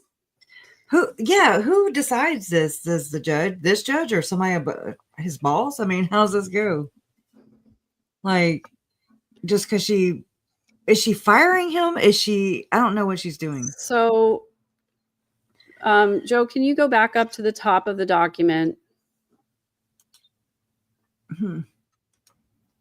Yeah, I agree with what Zara's saying. I think there's a paralegal typing exactly what Lori's saying. It is sovereign citizen world salad. Usually the filings that we get are not the signed copies. Sometimes they are, but not always. So this is a motion to disqualify the judge. And, it's filed. So I don't really know how this works as far as who this would go to, but I would guess that Judge Bresky is the one that gets to rule on this motion. It's accompanied by an affidavit. Right there. Yep. But I don't know. I'm typing in the chat GPT, see what it comes up with. And there is no, and this is correct, Marianne Coates. She says there is no evidence in this affidavit. It's just Lori's conjecture. She's not saying I, Lori Daybell, witnessed the facial expression of Judge Bresky change from indifferent to enraged on this date when he was quoted as saying this she's not giving evidence. So I don't know. Right. So what's that affidavit called? So I can type this in. It's just an affidavit. Okay. But while you're typing that in, can we go to Trina's? Sorry. Yes. We can do that. Type. If a defendant files a motion to what with the judge to well, she's filing a motion for the judge to be dismissed from the case. Dismiss the judge. And for the case to be dismissed. Okay, thanks. Go ahead. I'm struggling to remember whether or not the going over the electronic questionnaires, if that portion was broadcast to the public. Because if I remember correctly, I think it was. There was some business before the court prior to that happening that we did get to, that I think you guys got to hear, like the people watching. Yes, on going over the questionnaires, but once the jury came in person, that was not broadcast. Right. Beck says Lori's trying to speak to the manager, but Judge Bresky is also the manager. I like that. All right, let's look at what Trina says. Hold on, I got to take a quick break. I'll be right back. Okay. 2 and 2. I'm actually gonna go. I'm gonna go pull it up because I think I have it too. Oh, maybe I don't. I don't have it. So I finally got an answer. And so it said in Maricopa County Superior Court, if a defendant like Lori Vallow Daybell files a motion to be dismissed from a criminal case. That's not what I asked. Maybe Motion I did. to disqualify the judge. Let me try this again. Is what it's called. Let me edit it. So take the torch for a minute. Let's see. I don't really know where to go with the torch because I'll tell you. Facts and the reasons for the belief that such bias or prejudice exist. The facts and the reasons for the belief that such bias or prejudice exist are statement of the facts above. So she's saying the facts are the facts that I stated. Because, in an affidavit, you have to list the facts. These are her beliefs. And I mean, from that document that was turned in by Ian Pulowski, it states, if you can imagine it, then it is real. I swear to God, that's one of the bullet points. So this says grounds for disqualification. Okay. In Maricopa County, Arizona, the procedure for a defendant to file a motion to dismiss a judge, known as a motion for disqualification or recusal, is governed by Rule 10.1 of the Arizona Rules of Criminal Procedure. And so here's a breakdown of the procedure and policy. Number 1, grounds for disqualification, Rule 10.1A. Let me take a drink. The most common ground for a judge's disqualification is if, quote, the assigned judge's interest or prejudice would prevent a fair and impartial hearing or trial, unquote. This is the core allegation Lori Vallow Daybell has made in her recent motion. I didn't even know it knew that. Citing, quote, personal bias or prejudice against her, unquote. Other grounds include the judge has personal knowledge of disputed evidentiary facts. The judge has a personal bias or prejudice concerning a party or lawyer. The judge or a close family member has a financial interest in the case. That's weird. The judge has served as a lawyer in the matter. The judge has made public statements committing to a particular outcome. So it says in Lori Vallow Daybell's case, her specific allegations as reported include personal bias or prejudice. She claims the judge has denied, quote, every single motion of mine, unquote, for every single motion. Yeah. Indicating a pattern of unfairness. Speedy trial rule violation. She may allege that the judge's actions or inactions have led to a violation of her right to a speedy trial. And then religious beliefs, discrimination. She specifically cited words Judge Boreski said during trial proceedings on April 9th, claiming religious discrimination. Number 2, procedure for filing the motion, which is Rule 10.1, and this is B. Timing. A party must file the motion, quote, no later than 10 days after discovering that grounds exist, but may not file a motion after a hearing or trial begins. However, if the allegations of interest or prejudice arise after the hearing or trial commences, they can be preserved for appeal by making a quote, and this is quoted, appropriate motion, unquote. Lori's repeated accusations during proceedings suggest she's attempting to preserve these issues. That's what went through my head. Form. The motion, quote, must state specific grounds for the change of judge and be supported by an affidavit, unquote. An affidavit is a sworn written statement which Lori reportedly included. This is crucial as it provides the factual basis for her claims under oath.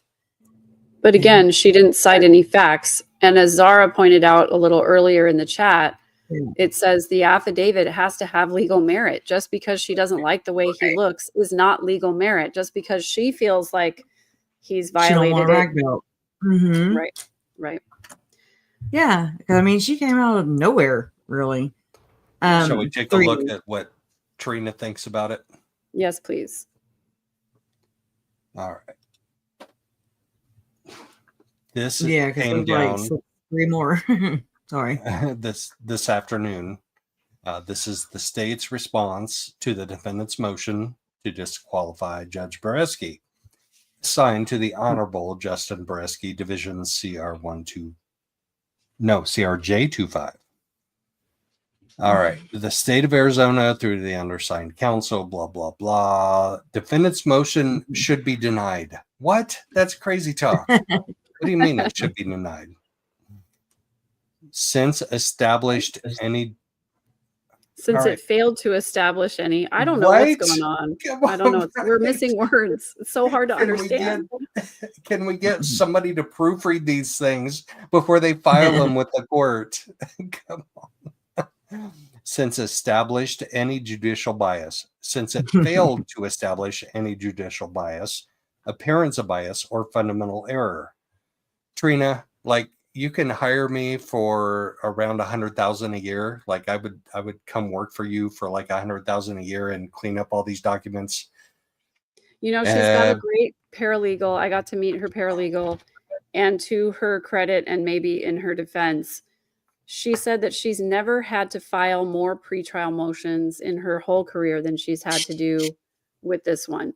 And I don't know what the time is, like the time stamp is on this or whatever, but there have been many of these motions that she's responded to on weekends in the middle of the night, like not the middle of the night, but late at night, you know. Right. It's like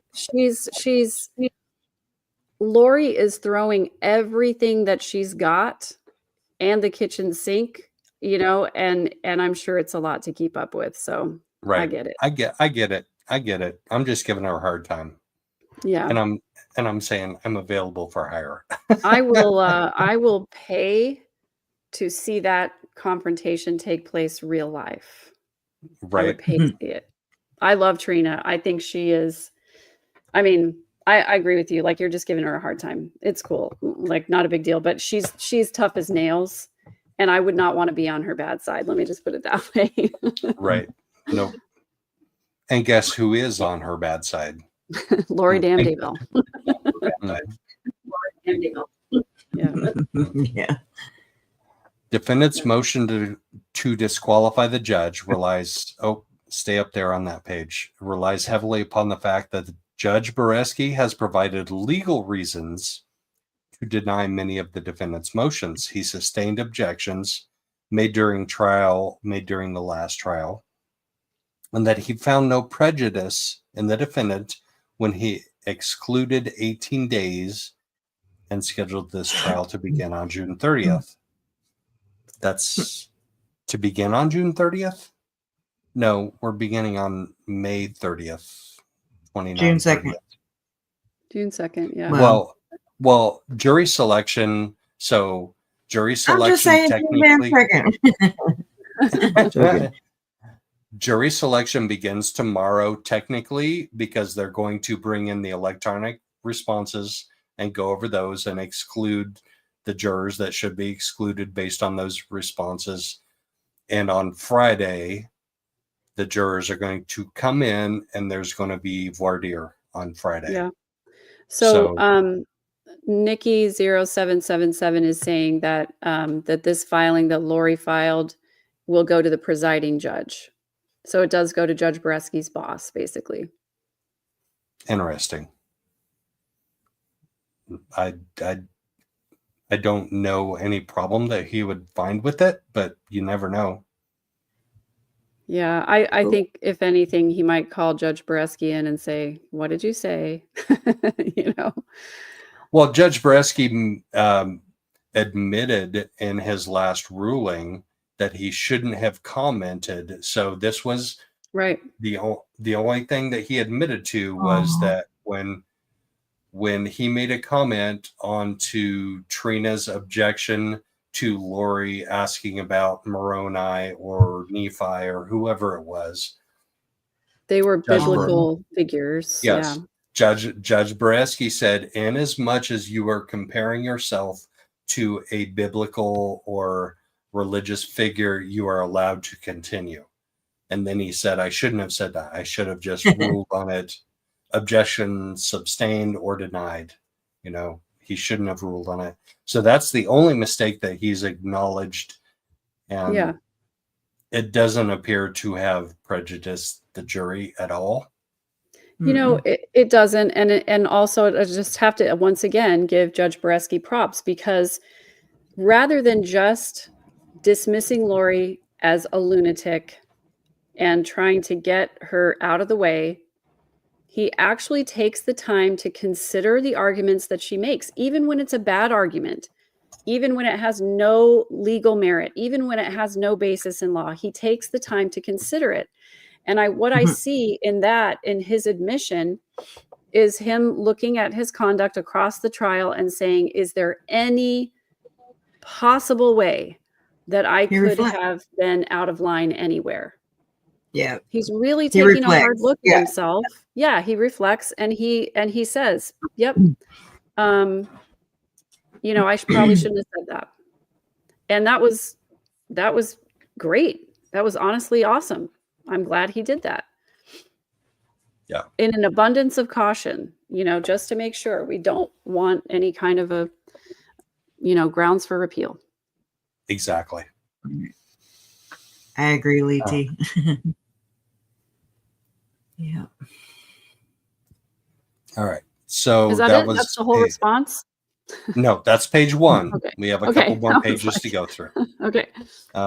He says, schedule this trial to begin on June 30th. We know it's beginning May 30th. Right. The defendant previously incorporated her allegations of judicial bias in her motion for a new trial regarding the previous trial. She also made an oral motion to disqualify this judge. Yes, she did. So yes, she you're did. you're not going to disqualify yourself? No. No, I'm denying your motion. Anything else? She's exalted. Yeah. In the 2021 case, the judge issued a minute or a minute entry. Entry, yeah. Entry. No, minute. I'm going to change it. I'm changing it right now. Foyer. Right. A minute entry providing his reasoning for denying a new trial based on defendant's allegations of impartiality by the judge. On May 14th, which was that last hearing, the court put on the record his reasons for denying the defendant's motion for the judge to excuse himself. The court put on the record that he had no personal bias towards the defendant. He did. He said, what personal bias? That he has accommodated her request. He has over accommodated her request, that he has allowed her additional time beyond that allowed in the rules to obtain expert testimony, and that denying her motions when they had no legal basis is not evidence of bias. Amen. Yep. A this trial is my judge. Favorite part. A trial judge is presumed to be free of bias and prejudice, and a defendant must show by a preponderance of the evidence. Preponderance of the evidence is a legal threshold that the trial judge was in fact biased. State versus Ramsey. Preponderance of the evidence. Yes. That's a pretty heavy burden. It is. It's not proof beyond a reasonable doubt, but it's the next lower threshold beyond proof beyond a reasonable doubt. Preponderance of the evidence. She exhausts me. She exhausts all of us. Just Lori. God dang. Yeah, she exhausts all of us. It's like you go in the weeds. I'll dive down any rabbit hole, but the weeds I gotta stay away from. Yeah. Not in a, in a judicial way or legal way or with the filing of motions or whatever, but this is what it's like to be in a relationship with a narcissist all the time. These kinds of arguments, this kind of posturing and grandstanding, grandiosity, belief in their absolute innocence. I mean, that's just what it's like. Yeah. I feel so bad for those of you who have been in a relationship like this. Like, it's mentally taxing. Yeah. I mean, Trina K is involved in a relationship with a narcissist, and she has no choice in the matter. She has to engage. Yep. Mm-mm-mm. And that's, we all find ourselves in that position from time to time, whether it's a short transaction or whether it's a long-term employment or whatever the case is, we all have to deal with people like this from time to time. And that's why I said Judge Boreski, Nancy Joe, textbook ways of dealing with somebody like this. Yeah. And and you Eliza, also talk about how people, whether it be in work, like you can work with these people, you can this instance right here where you're having to prosecute or co-parent or be the judge or co-parent. Yeah. Mm-mm-mm. So, all right. keep on We're reading on. In Toomey, the Supreme Court found that it violates the 14th Amendment and deprives a defendant in a criminal case of due process of law to subject his liberty or property to the judgment of the court, the judge of which has direct personal, substantial, pecuniary interest in reaching a conclusion against him. All right, this is Trina's motion, so I don't know where she's going with this. I really don't. I'm lost. Scroll back up for 1 second and just let me scan it one more time. Yeah, maybe you can figure this out. Toomey, the Supreme Court found that it violates the 14th Amendment and deprives a defendant in a criminal case of the due process of law to subject his liberty or property to the judgment of a court, the judge of which has a direct, personal, substantial, pecuniary interest in reaching a conclusion against him. The court, applying the standard, the court has found judicial recusal constitutionally required only in rare circumstances. So that's basically what she's saying, is like, there is no, yes, the judge does violate the 14th Amendment if there's prejudice, but it should only be applied in rare cases because, as she said before, a trial judge is presumed to be free of bias. That's their whole job. They don't get appointed as judges if they show bias in their career. So, for example, when the judge has a financial interest in the outcome of a case, or in the criminal contempt context, where a judge has no pecuniary interest in the case, but was challenged because of a conflict arising from his participation in an earlier proceeding that suggested he had a strong interest in the outcome. So there's no evidence that the judge has a financial interest in the outcome of this case. In Granados, the defendant alleged bias based on the judge's rulings and admonishments to him regarding his behavior in the courtroom.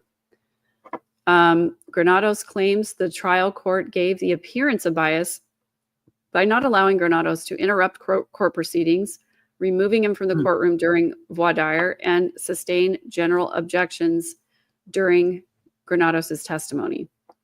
Granados further cited to the fact that the judge sub sponte objected to the admission of testimony and prevented the court interpreter from translating the inadmissible hearsay. The Arizona Court of Appeals found these allegations did not establish judicial bias, the appearance of bias, or any fundamental error. So in that case, if in that case it didn't work, it's not going to work here either. Defendant's arguments in support of judicial bias are similar to the allegations made by the defendant in Granados. Defendant's motion to disqualify the judge should be denied since the defendant has not established any judicial bias, appearance of bias, or fundamental error. Amen. Yep. And as Zara pointed out before, she would have had to file this 20 days before trial. She's late again. So I don't think she's getting a new judge. That's all. I hope not. Oh my gosh. No, it's not happening. That would just suck. And Zara points out too, they also have to consider whether or not this affidavit was filed in good faith. Was it? I don't think so. It was not. Right. I don't think this was Lori going, I think I have an actual conclusion of law here, and here's what I'm going to argue. No, it's not well thought out. It's not in good faith. It's just obvious. Resentment. It's retaliation. Yeah. It's a temper tantrum. Yep. I didn't get acquitted. The judge was against me. The state was against me. The rack belt was against me. Oh my gosh, right? Daddy didn't let me go out with my friends on Friday night. That's what I hear. That's what Actually, I hear. that's, yeah. Mm-hmm. Why are you grounding me for something I definitely did? That's so unfair. He's like, are you done? Yeah. Stop pointing out my obvious mistakes. That's rude. Right. Goodness. Well, I love hanging out with you guys. I felt like I hung out with you all day because I listened to your 3-hour episode earlier today while I was working up in the attic. So I binged on yours the other night too, and they were good. So yeah, that's how we roll. I appreciate the connection that you're making between Tim Ballard and OUR and this, and I think let's keep working on it, because I liked your suggestion that we need to go over some stuff together. Yeah. And we might as well do it on the live, because why not? It's so much fun. And yeah.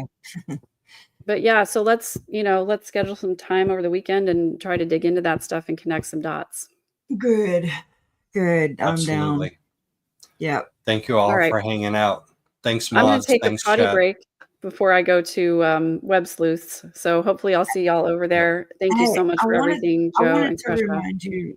I wanted to remind you, Megan, about Summer's text with Lori about the Tesla incident. And yeah, I was trying to pull that up before you left, but I might just text it over to you or something. Yeah, just shoot it to me, because I it's been way too long since I've read those. Yeah. And I just read the texts that were related to Charles's murder. Mm-hmm. And those were mind-blowing, but yeah, I do want to revisit those before tomorrow for sure. Yeah. All right. Well, good. Thank you. All right. Love you guys. Bye. Thanks everybody. Love you. Thanks, Kresha. Good night. Bye. Good night. Bye, y'all.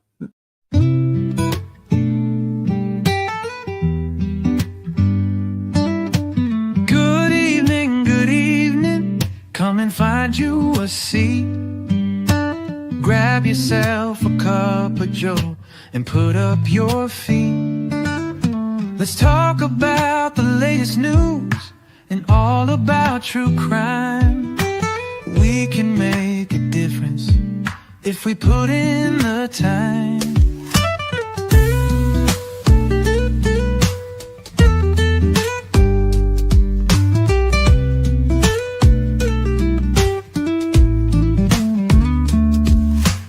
Good evening. Come and find you a seat. Grab yourself a cup of joe and put up your feet. Let's talk about the latest news and all about true crime. We can make a difference if we put in the time.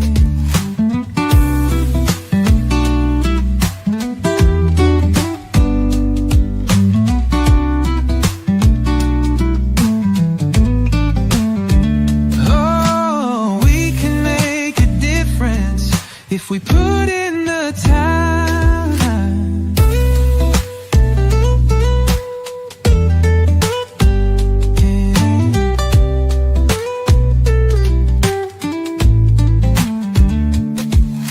Good evening.